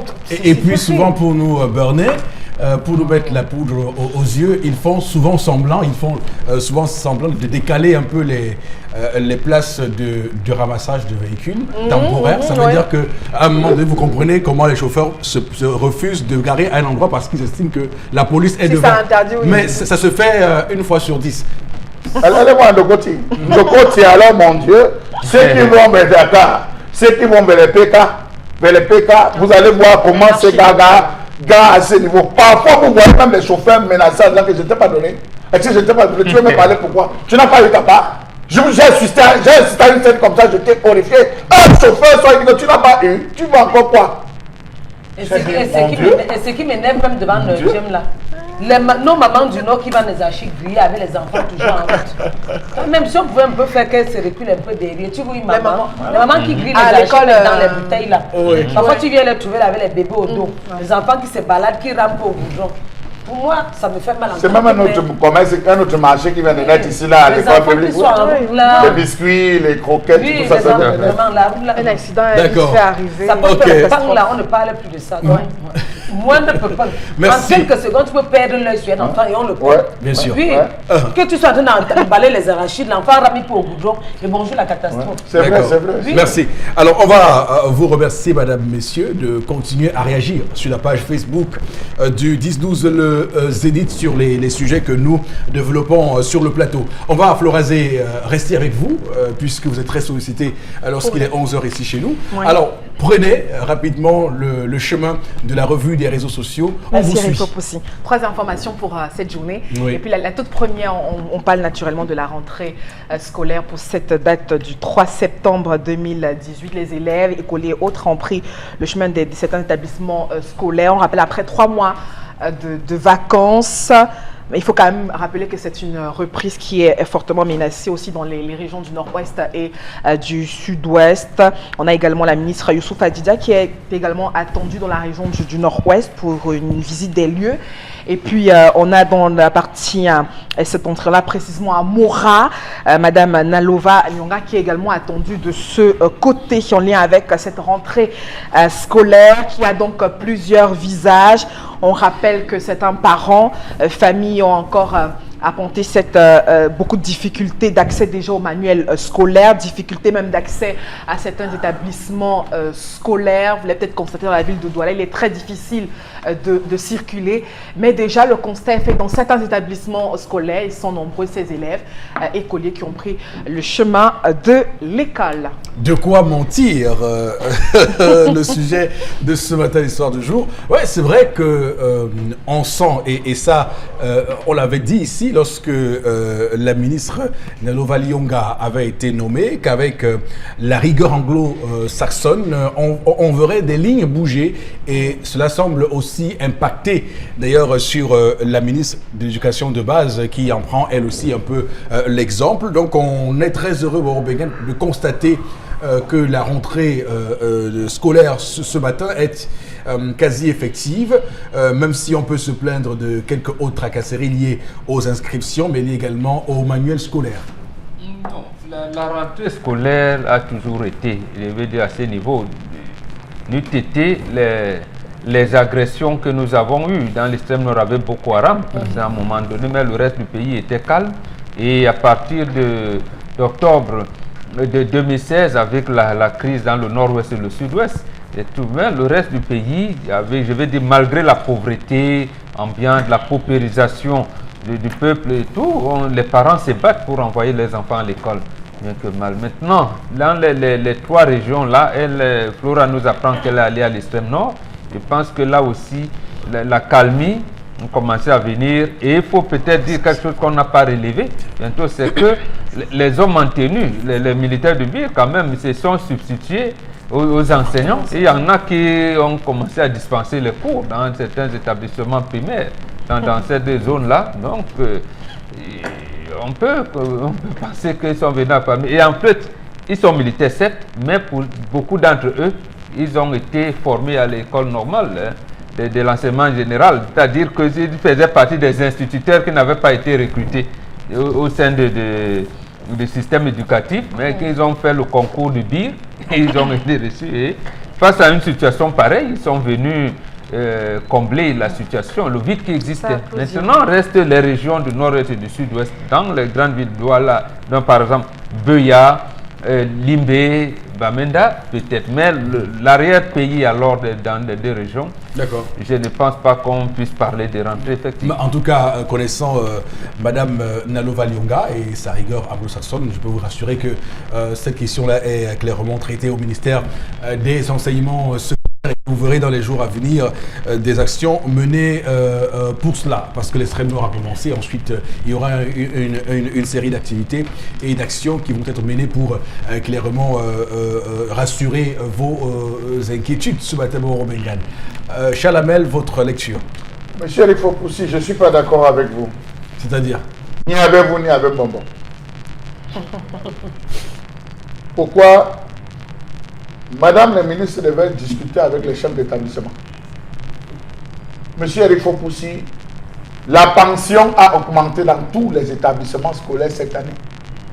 Un surplus de 20 000 francs, permettez-moi d'écrire comme tendance, 20 000 francs a été ajouté, d'autres 50 000 francs. Pour cause, le nord-ouest et le sud-ouest sont en train de se vider, les gens viennent fréquenter à Douala. Ouais. Dans des établissements publics. Je dis dans les établissements, je dis privé ou public, les gens comme se battent. La preuve, on dit qu'il faut envoyer obligatoirement l'argent de l'APE avant d'inscrire l'enfant, monsieur le Fopoussi. Mais comment? L'enfant n'est pas encore inscrit et il paie l'APE. Il paye l'APE, c'est obligatoire. Bon, je vous le dis, c'est obligatoire. Est-ce que c'est normal dans ce pays? On demande à l'enfant de payer obligatoirement d'abord l'APE avant de payer l'inscription. Mais il doit d'abord être considéré comme élève avant de payer le reste. Bon, vous voyez maintenant que c'est vous qui nous amenez. Je l'ai regardé moi aussi. Vous êtes entré en détail. Et il a posé la question simple. Est-ce que la rentrée est effective? On a dit oui. Sauf dans certains cas des régions. Donc il n'y a pas. J'ai dit donc, maintenant la rentrée se fait avec des rockers, avec des parents pauvres. C'est ce que nous avons dit. Sauf que Charles Hamel estime que la rentrée n'est pas effective parce qu'il y a beaucoup de problèmes. Donc c'est question d'un peu, et justement j'ai regardé un reportage. Mais il n'y a pas de livre, il y a des problèmes, mais les enfants sont à l'école. Il y a quelques jours, et il y a des parents qui se plaignaient qu'on leur a exigé d'abord les frais d'APE avant qu'ils inscrivent les enfants. J'ai regardé ce reportage et j'étais horrible par rapport à ça. Mais les gens se sont plaints, on a dit qu'à Yaoundé, les portes du ministère ne sont pas fermées, allez vous plaindre à Yaoundé. Voilà les réactions qu'on donne aux parents. Allez, monsieur Rifopoussi, je vais vous dire, les livres de champions, ou les nouveaux champions, ou les majors, je ne sais pas moi quoi, ne seront disponibles que le 30 septembre. Pour le CPE, je parle du primaire, le CPE et le CE1. Dans le cours élémentaire et le CP. Comment un enfant va démarrer la rentrée sans livre? Mathématiques, il n'y a pas. Mais posons-nous les bonnes questions, monsieur Rifopoussi. La banque d'Aouda, ils sont en train de tuer l'école, monsieur Rifopoussi. Non, permettez-moi de vous le dire, parce qu'ils avaient rassuré que le 15, on devait avoir tous les livres, les manuels scolaires. Oui. Faites le tout, il n'y a pas de livre. Et non seulement ça, monsieur Rifopoussi, vous avez cette affaire où on dit, c'est la première semaine. La semaine prochaine, je vous le dis parce que j'étais dans l'établissement scolaire ce matin. Dans cet établissement, on dit qu'on vous admet seulement pour montrer que la rentrée est effective. La semaine prochaine, on va commencer à chasser ceux qui n'ont pas payé la PE et qui ne sont pas inscrits. Pour mettre la pression. Hein, ça. Donc il y a la rentrée effective. Bon. Il expliquait, nous on a parlé des parents qui envoient les enfants à l'école dans des conditions difficiles. Mais lui, il est venu avec les détails. Il n'a pas contredit ce qu'on a dit. Non, donc, en tout cas, c'est que Charles Hamel, je crois que Charles Hamel a voulu passer un message. Et ce message-là, on l'a bien compris. Pour vous, il y a eu clairement une volonté de manipuler, de manipuler l'opinion et de montrer qu'il y a effectivement rentré. Et pourtant, il n'y a rien à réunir pour que les élèves prennent les coups parce qu'il n'y a pas de livre.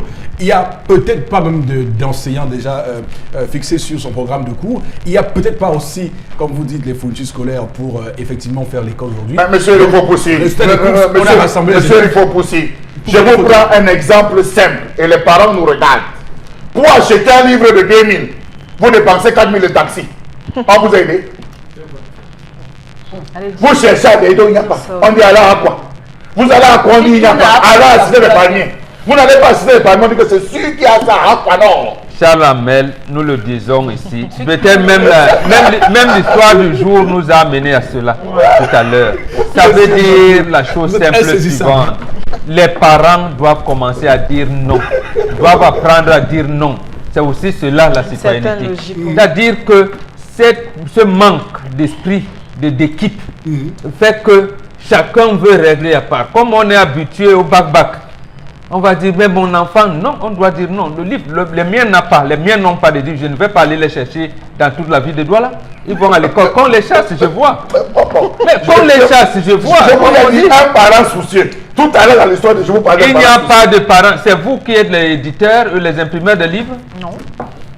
Et même ils savent qu'il n'en existe pas. Il faut attendre, il faut que les parents attendent qu'on chasse les enfants. Ils se constituent maintenant en collectif et aller là-bas.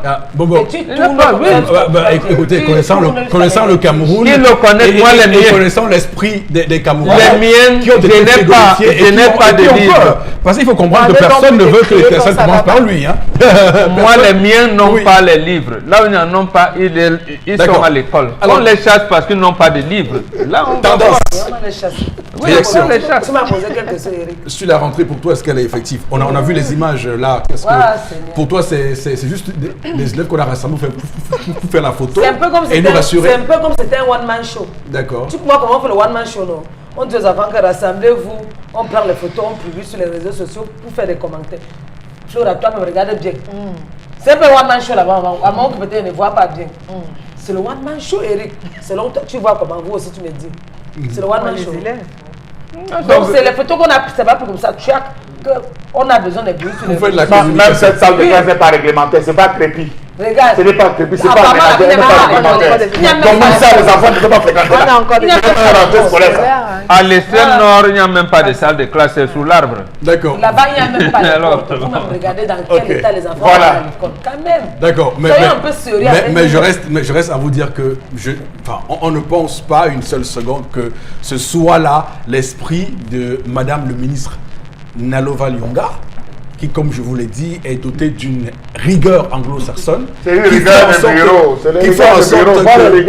Qui fait en sorte que la rentrée me semble beaucoup mieux engagée cette année que l'an dernier. C'est les rigueurs du bureau. Elle devait descendre au sud-ouest. Elle tue les gars avec les gars. Elle voit les enseignants. Elle discute. Elle va dans le nord-ouest. C'est ça, la rigueur du terrain. Qu'elle ne reste pas dans le bureau, qu'elle descend. On avait annoncé Eto, non? On avait annoncé Eto, que Eto devait être dans les régions là, à la rentrée scolaire. Non, et toi, lui-même, non, c'est que pour Eto n'est pas parti parce qu'il y avait encore trop de problèmes. Comme on a dit, il partait d'abord. Maintenant, parlant des Sud-Est, quand ils regardent les enfants qui n'ont même pas encore commencé l'école là-bas, ça me fait mal. J'ai dit, les enfants sont là, ils semblent. Les parents ne savent même pas s'ils vont danser avec le pied gauche ou le pied droit. Du coup, je suis même traumatisé, Eric. Pendant que les autres vont aller à l'école, peut-être en ville. Dans le sud-est, les autres ne vont pas partir. Qui paie? D'accord, c'est bon. Nous perdons. On va attendre attentivement le 20h d'équinoxe ce soir parce que les reporters feront le tour des établissements scolaires pour voir si les cours ont effectivement été dispensés aujourd'hui. D'ailleurs, ils feront des témoignages à nos micros et devant nos caméras, face à nos caméras. Donc ça, rassurez-vous, madame, messieurs. Florazé, avec vous, on passe à l'autre information ce politique, matin. Eric Fopoussi. Oui. La seconde information déjà pour ce week-end et puis depuis peu des gens assistent à certains ralliements. Oui. On rappelle que cette fois-ci, Paul Eric King apporte son soutien à Maurice Kamto au terme justement des travaux et prenant en compte les avis, certaines contributions de différents partisans. Donc le candidat Maurice Kamto a été choisi à l'unanimité par le bureau national du MPCN pour être soutenu pendant l'élection du 7 octobre prochain. On rappelle également qu'à côté de ce ralliement, on a le Mani de mon soutien qui soutient également à Akere Mouna, et puis deux informations qui sont décelées de ce communiqué qui a été donc décidé que la formation politique prendra part au scrutin du 7 octobre prochain. On a également le Maïdem qui apporte son soutien au candidat Akere Mouna investi par le FPD. On se souvient qu'il y a quelques jours aussi, c'est l'Union des populations du Cameroun avec l'affection d'Issa Abiba qui avait décidé de se joindre avec l'ensemble de ses partisans à la candidature d'Akere Mouna. Ça bouge un tout petit peu, donc on ne va pas s'ennuyer au cœur même de cette élection présidentielle pour le prochain scrutin. Donc que dire alors de ces différents ralliements? Est-ce que c'est encore un poids lourd pour certains candidats? Akere Mouna, Maurice Kamto, les internautes sur la toile s'interrogent, Eric Fopoussi. Donc la valse des soutiens se poursuit en vue de la présidentielle. Bon, Bengan, comment vous avez apprécié les récents événements du week-end concernant ces soutiens déclarés? Non, pas seulement du week-end. Depuis que le G20 s'est rallié à Paul Biya et en plus tout ce qui se passe, c'est un processus normal. Non, précisément pour Paul Eric King, qu'est-ce que ça va changer pour Maurice Kamto? Non, Paul Eric King a quand même un certain crédit dans le Mungo. Il a été élu, c'est l'un des maires qui avait été élu au RDPC sans fraude. Là, il faut le reconnaître. Et même son emprisonnement lui a encore apporté plus de crédit. Et là, je pense que le MRC va engranger là quelques bons points. Mais en attendant, parce que ce territoire-là, je parle du Mungo, jusque dans le Honkam, et peut-être partir de Bana, il y a un certain Pierre Kwemo. Bon, voilà les deux ténors qui tiennent, plus le SF qui tiennent l'UMS. Voilà, cette partie-là. Et Pierre Kwemo se penchera pour qui? Je n'en sais rien. Surtout par là, SDF. Je ne sais pas. En tant que transfuge D'accord. de ce parti Maintenant, politique. le Bombor Yebga, le président du Manidem, comme l'a fait la présidente de l'UPC dernièrement, c'est aussi un soutien à Kéré et à Kéré Mouna. Mais là, ça pourrait poser un problème si on fait la première analyse en se disant que Ekere c'est un enfant de Serail et que Yebga dirige un parti de gauche, tout comme Abiba. Là, on pourrait dire que on ne voit pas bien les approchements idéologiques. Mais on peut quand même aussi se rendre compte que un fils d'un bourgeois peut se retrouver dans un parti de prolétaires. Ça arrive. Hein. On a vu Régis Debré être le conseiller de Che Guevara à Soumaki. Imaginez le fils d'un ministre de l'Intérieur qui va aider une position armée quelque part. Donc, il peut changer. Je ne sais pas qui est Akere parce qu'il n'avait pas été militant d'un parti politique. Et même le parti qu'il a investi, on ne connaît pas. Peut-être il y a des rapprochements avec les partis de gauche et qu'il peut changer. Donc, des soutiens viendront au fur et à mesure. Mais là, le vrai que je voudrais, c'est qu'il y a au moins 3 partis de l'opposition là, parmi les 8 qui s'unissent. Alors, bon, malheureusement, on n'a pas beaucoup de temps, mais juste un petit peu, Charles Hamel, est-ce que vous comprenez ceux qui pensent qu'il y aurait des visées financières derrière ces ralliements? Monsieur, il faut poser, vous pensez que c'est gratuit de dire que je vous suis, c'est idéologique. Il y a des compensations, c'est Bombo qui saura quel terme employé, mais il y a toujours des compensations qui accompagnent. Mais pour faire sérieux, quand même, monsieur Rifopoussi, je pense que, je prends le cas du Manidem, où à peine on a parlé d'un ralliement, ils ont parlé d'un ralliement avec Akere Mouna, à peine aussi Anissé Kane a fait une sortie pour dire que lui n'est pas dans ses affaires, le Manidem ne se reconnaît pas. D'ailleurs, ils ont reconstitué un bureau, je ne sais pas si Bonbon, ils ont dit que un bureau qui a été reconnu par Tangandi. Non, il faut dire que leur parrain Tangandi a reconnu le Congrès. Non, je n'ai pas dit parrain Bonbon, je dis qu'il a aussitôt. C'est lui-même qui l'a dit, Tangandi. Il a aussitôt validé. Il a aussitôt validé. Donc, au sein du Manidem, on est déjà divisé, un côté et avec depuis au moins 2 ans. Ok, on va sortir avec ça. Juste un petit mot pour Tendance, parce qu'on est pris par le temps vraiment. J'ai déjà répondu à la deuxième question, Eric. Oui. J'ai répondu à la question de la rentrée scolaire. Donc, en politique. Non, la politique. La politique. Tu veux qu'elle ait des problèmes. D'accord, ok.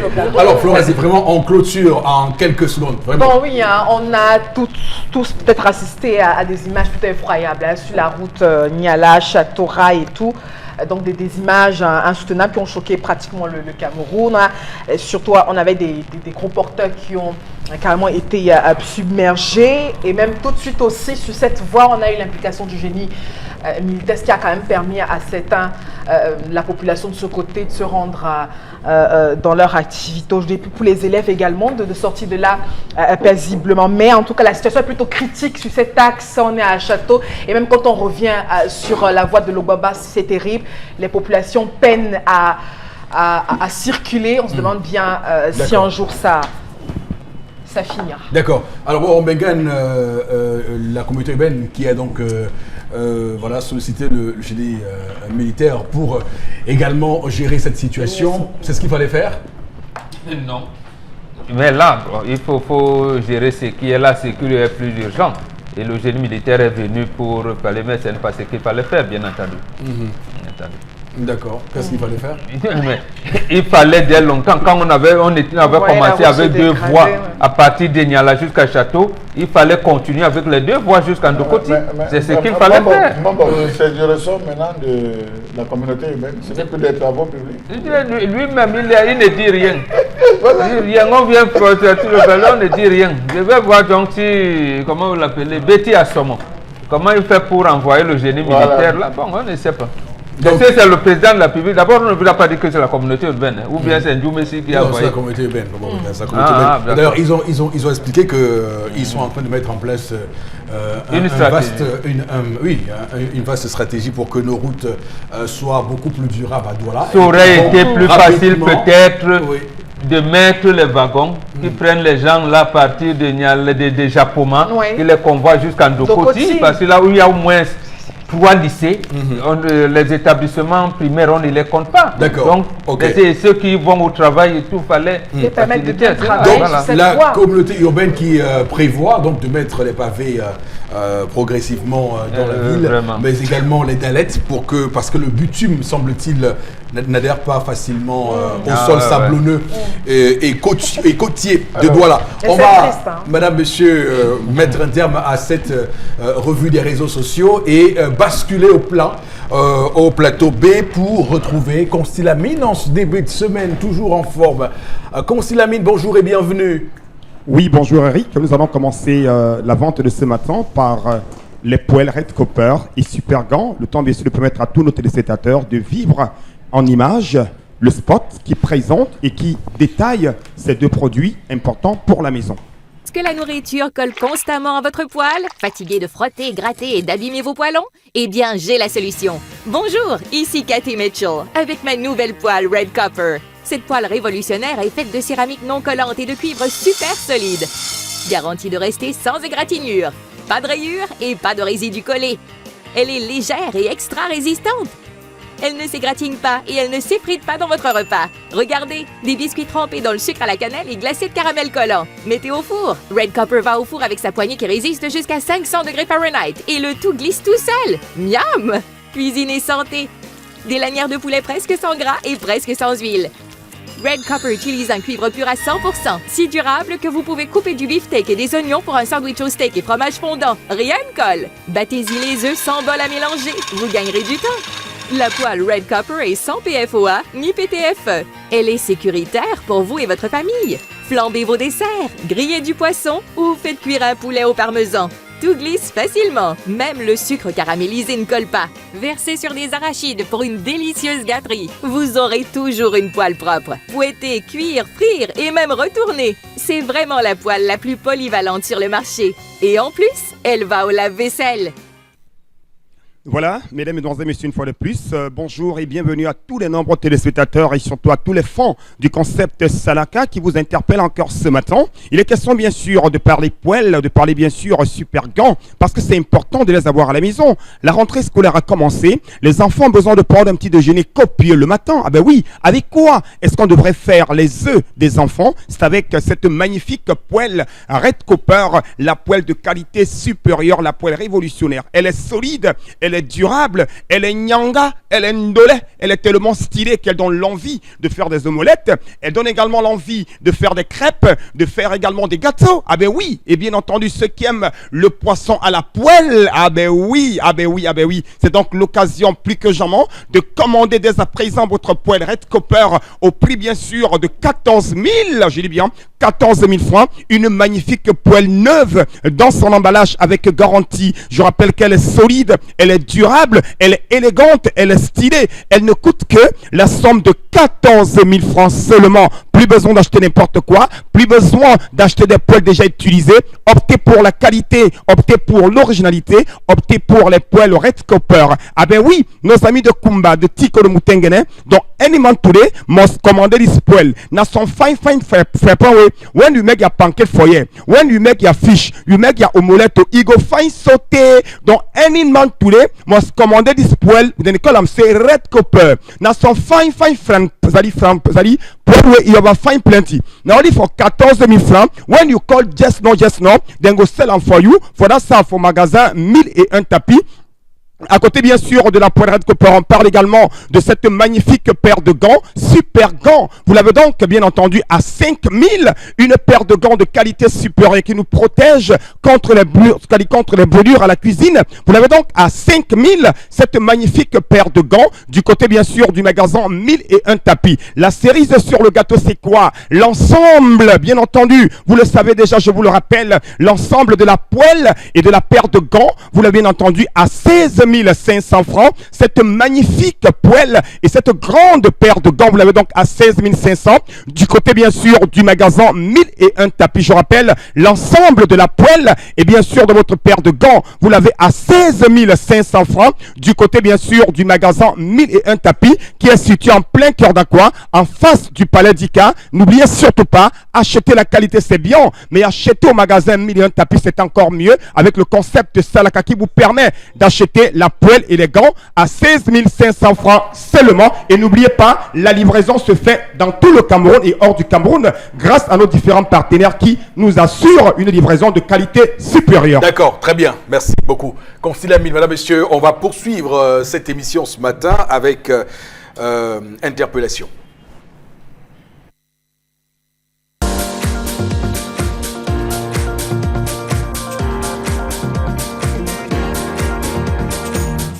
Dans notre développement, ce qu'il y a certains travaux qui ne sont même pas achevés. Hein? Ce qui concerne là alors le gouvernement en question. Tu comprends ce que je dis? Donc automatiquement les travaux qu'on commence, on n'achève pas, on part de gauche à droite. Ou un peu non. Les routes désenclavées, un peu tout. Donc sinon, on se mettait au travail. On commence, on termine. On devait être dans la logique des choses. Vous comprenez un peu? Puisque les stades même ne sont pas achevés et sont dans ses débuts. Je ne sais pas si on va arriver un jour. La mentalité ne change pas. C'est la même mentalité. Vous comprenez un peu, non? Et aussi nos hommes politiques m'énervent. Parce qu'ils passent tout le temps à faire comme il y aura changement, alors qu'il n'y a pas de changement. Vous comprenez? Donc chacun raconte de n'importe quoi. Et il raconte de ce qu'ils ne peuvent pas faire. Les choses irréalisables. Vous comprenez un peu? C'est ça qu'il quand il faut que les hommes eux-mêmes apprennent à changer. Parce que même les hommes politiques là, qui passent tout le temps à dire que l'eau et ceci, cela, ne savent pas ce qu'ils racontent. Parce que personne ne peut changer la situation. Pas tous ceux qui racontent que je suis opposant, il n'y a pas d'opposition au Cameroun. Tout ça, c'est la mendicité, c'est le ventre. Pas tout ce que ces gens racontent. Je ne vois rien à tout ce qu'ils racontent là. Vous comprenez un peu? Donc l'homme camerounais lui-même est le résultat de ces problèmes. Donc nous-mêmes, nous allons changer notre propre pays.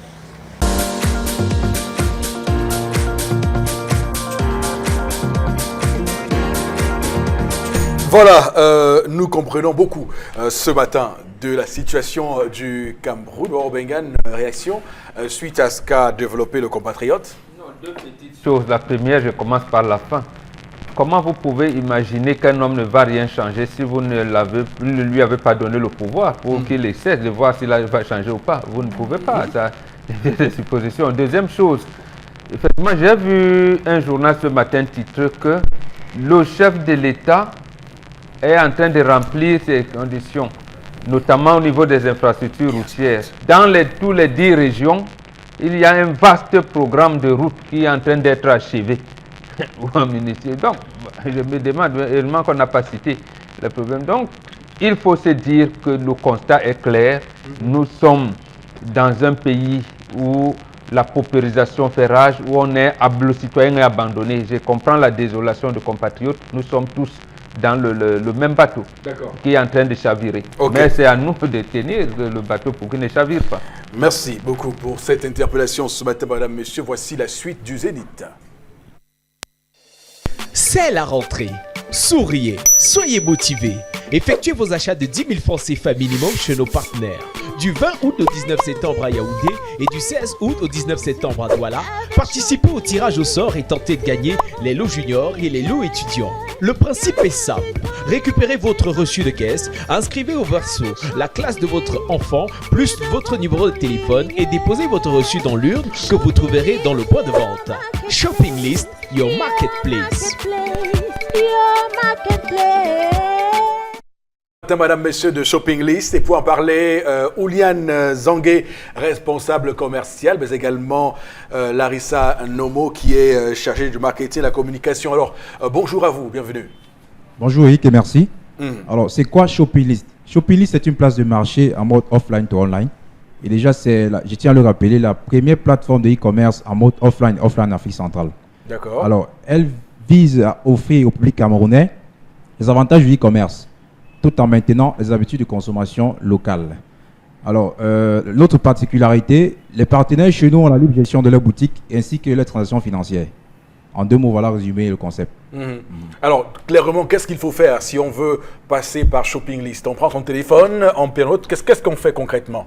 Alors, déjà, la visibilité que nous créons, c'est pour la boutique du partenaire. D'accord. Alors, Shopping List est en back-office. C'est le partenaire que les clients appelleront pour passer des commandes. Soit ils ont la possibilité de se rendre directement sur le lieu de vente pour faire l'achat, ou à défaut, rester à la maison, passer un coup de fil au partenaire, être livré par un prestataire de livraison avec lequel nous travaillons. Mais l'argent est reversé au partenaire. Shopping List n'encaisse aucun franc CFA. Donc Shopelist, c'est quoi? C'est une application, c'est un site internet, c'est quoi? C'est une plateforme tout simplement qui crée de la visibilité, qui référence les boutiques des partenaires et voilà. D'accord, ok. C'est vrai. Alors, quelle action menez-vous pour vous faire connaître donc? Bonjour Eric, Nomo Larissa. Les actions de communication que nous menons actuellement, elles sont diverses. Nous menons, puisque notre produit est en ligne, effectivement, comme l'a précisé mon collègue, nous sommes plus présents sur la toile. Et nous menons des campagnes de communication axées sur la rentrée scolaire, comme celle en cours actuellement, des campagnes d'affichage dans les aéroports de la ville de Yaoundé et de Douala. Également des campagnes d'affichage sur les grands supports de la ville de Yaoundé et de Douala. Donc, comme vous pouvez le constater, nous sommes actuellement en pleine campagne. D'accord. Et en cette période de rentrée scolaire, quelles actions menez-vous pour accompagner vos partenaires? Oui, comme je l'ai dit, nous sommes en pleine campagne. La campagne s'appelle rentrée scolaire. Elle s'étend du 16 au 19 septembre dans les villes de Yaoundé et de Douala.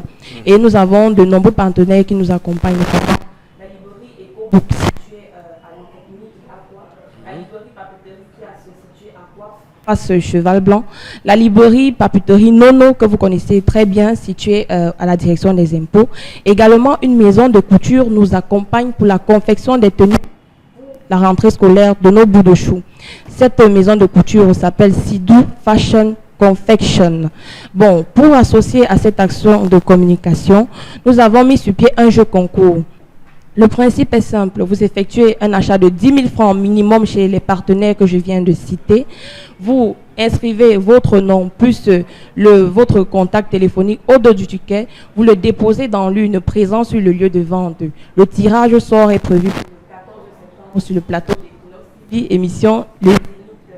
Notons bien les parents, le lot à gagner, c'est un sac complet adapté au niveau scolaire de votre enfant. D'accord. Larissa, alors c'est quoi l'avantage pour quelqu'un de passer par Shopping List? L'avantage que vous avez en passant par Shopping List, c'est que nous vous mettons directement en contact avec le vendeur. Nous n'intervenons pas dans la transaction. Donc, vous contactez le vendeur lorsque vous voyez le produit sur le site. Vous convenez de l'accord avec l'acheteur, avec le vendeur. Il vous dit si vous souhaitez être livré, vous convenez de l'accord en question et vous faites livrer. D'accord, ok. Donc Shopping List vous facilite la vie au final. Merci beaucoup. Votre numéro de téléphone et déposez votre reçu dans l'urne que vous faites vos achats de 10 000 francs CFA minimum chez nos partenaires. Du 20 août au 19 septembre à Yaoundé et du 16 août au 19 septembre à Douala, participez au tirage au sort et tentez de gagner les lots juniors et les lots étudiants. Le principe est simple. Récupérez votre reçu de caisse, inscrivez au verso la classe de votre enfant plus votre numéro de téléphone et déposez votre reçu dans l'urne que vous trouverez dans le point de vente. Shopping List, your marketplace. Retour donc sur le plateau du 10-12, le Zénith sur Equinox Télévision, mesdames, messieurs, du lundi au vendredi entre 10h et 12h avec pour la suite Consilamine qui nous revient pour nous parler du Vombio Oméga 3. Alors Consilamine, bienvenue à nouveau. Oui, bienvenue Eric, une fois de plus. Bonjour nos nombreux téléspectateurs. Un seul conseil, chers téléspectateurs, bien vouloir contrôler de temps en temps votre taux de glycémie, bien vouloir respecter votre régime alimentaire et surtout éviter le stress, éviter de vous encombrer, éviter de prendre des engagements qui vont vous amener à avoir l'AVC demain après demain, parce qu'aujourd'hui, il est question, bien entendu, chers téléspectateurs, de contrôler son régime alimentaire, de contrôler de temps en temps sa glycémie et surtout, d'avoir une tête libre et surtout moins encombrée. Alors, ce matin, je parle encore de ce complément alimentaire, l'oméga 3. Ce complément alimentaire, pas comme les autres, c'est un complément alimentaire qui nous permet, bien entendu, de réduire les complications du diabète.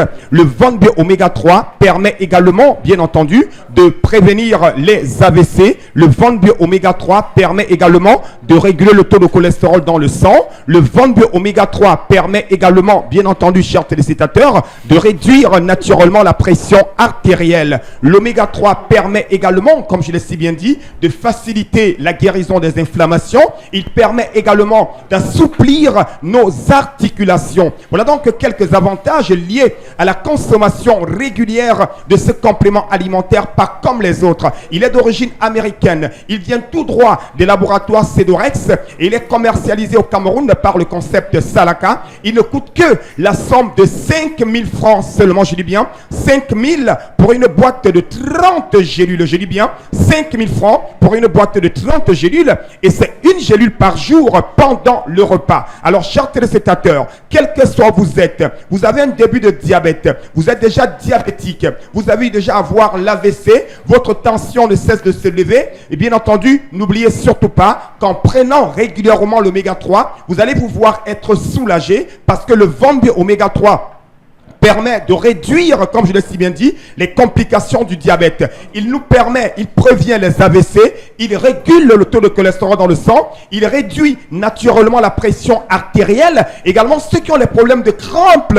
on a vu des autres des téléspectateurs qui ont des problèmes de crampes il y a de cela plusieurs années, mais avec l'oméga 3, ils sont très heureux aujourd'hui. Voilà pourquoi j'invite massivement tous nos téléspectateurs à se rendre du côté bien sûr du magasin 1001 tapis. Nous sommes situés en plein cœur d'Aqua, en face du Palais d'Ika. Et ceux des téléspectateurs qui n'ont pas le temps de venir au magasin, il suffit tout simplement de nous appeler et vous serez livrés grâce à nos différents partenaires. Alors n'hésitez surtout pas. Je rappelle le prix, il est de 5 000 francs pour une boîte de 30 gélules. 5 000 pour une boîte de 30 gélules. Comme dirait quelqu'un ric, prévenir vaut mieux que guérir. Et je ne saurais partir ce matin sans dire merci à l'un des premiers clients du concept Salaka, Monsieur Tiama Aaron, qui nous écoute en ce moment. Merci à vous, Monsieur Tiama Aaron, grand client du concept Salaka et surtout partenaire majeur de ce concept. Merci beaucoup, Monsieur Aaron, et très bonne semaine. Constilamine. Imbattable. Alors, Florazé, avec vous, on va prendre les autres réactions par notre page Facebook ce matin. Oui, il y a Rudy, la fleur qui rit. Le laxisme des autorités est à l'origine du désordre urbain. Dans une ville comme Bafoussam, on préfère construire les marchés publics au lieu de les organiser. Donc, c'est Rudy à Bafoussam qui réagit. Autre réaction ce matin par rapport à voilà, il y a l'opposition de Jean Flaubert qui réagit en proposant que l'opposition pourra présenter un candidat unique. En fait, le grand problème, c'est qu'on est en face des chefs bandits, donc condamnés à mourir. Hein. Voilà. Il dit, très chers concitoyens, donc c'est Dieu seul pourra nous sortir donc de cette situation. Ça c'est faux. Dieu n'est pas. Si vous ne vous battez pas, Dieu ne va pas vous aider. Il n'y aura pas une assemblée des anges et des saints au ciel qui va décider qu'à partir du 8 novembre, le Cameroun sera un pays émergent. Donc c'est quoi? Aide-toi, le ciel t'aidera? Absolument. On va quand même accompagner par les prières. Non, absolument. Et vous ne pouvez pas prier plus que les Palestiniens. Ils sont terrorisés depuis là. L'Allemagne est arrivée là parce qu'elle a beaucoup prié. C'est un ami. Et vous prenez alors un exemple, mon Dieu. Mais il faut que les citoyens se battent. L'Allemagne ne tient pas la locomotive de l'Europe parce qu'elle a prié. D'abord, elle avait perdu les deux guerres mondiales, les deux grandes. Et lorsque De Gaulle gagne la guerre, la deuxième guerre mondiale, De Gaulle a dit quoi? Alors qu'on vient de lui donner l'argent des Américains, il dit aux Américains, laissez-moi tranquille, je n'entre pas à l'OTAN, je vais là avec Konrad Adenauer. Alors que c'est lui qui a gagné la guerre, mais c'est lui qui s'est déplacé vers l'Allemagne. Et parce qu'ils n'ont pas prié, parce qu'ils venaient d'ailleurs de se tuer. Vous ne pouvez pas faire la guerre, tuer des millions de gens et prendre la tête de l'Europe. Surtout les Juifs, il a même pris tuer le peuple de Dieu. Non, travaillons, laissons, ce ne sont pas les opposants. Les opposants sont là pour porter de nous, parce que nous sommes au moment de la démocratie représentative. Tout le monde ne peut pas siéger au Palais de l'Unité ou au Sénat. C'est tout. Mais c'est nous les Camerounais qui devons leur dire non, c'est pas là, tel projet n'est pas bon, vous mentez, tel ceci. Mais surtout, on a le bilan de celui qui a mal travaillé. On le sanctionne. Très bien. Je retiens juste l'exemple pris Florazé, vous ne priez pas plus que les Palestiniens. Et on voit comment Israël terrorise la Palestine, qui est un État sans territoire. On va passer cette prière. Voilà. Et oui, justement, il y a Cabrel, oui, allez-y, Florazé. Qui est d'accord avec peut-être Mabouak. Il dit que la Bible dit également que aide-toi et le ciel t'aidera. Donc, parlons de cette alliance, ça n'est que superficielle et ça ne fait pas sérieux. D'accord, merci beaucoup. Même s'il y a quelqu'un qui a dit que l'alliance de Paul Rekingé dépasse de très loin l'alliance Abiba Issa et Yebka réunis. Donc voilà, on commence déjà à faire la taille, on commence à faire les tailles des alliances. Des alliances, oui. Voilà. Merci beaucoup à vous, mesdames, messieurs, d'être restés fidèles sur Equinox Télévision. Nous sommes donc sur le point de refermer ce chapitre de ce lundi matin. On va se dire à demain lorsqu'il sera 10h. Rediffusion de l'émission à 1h, heure du Cameroun. Que Dieu bénisse le Cameroun.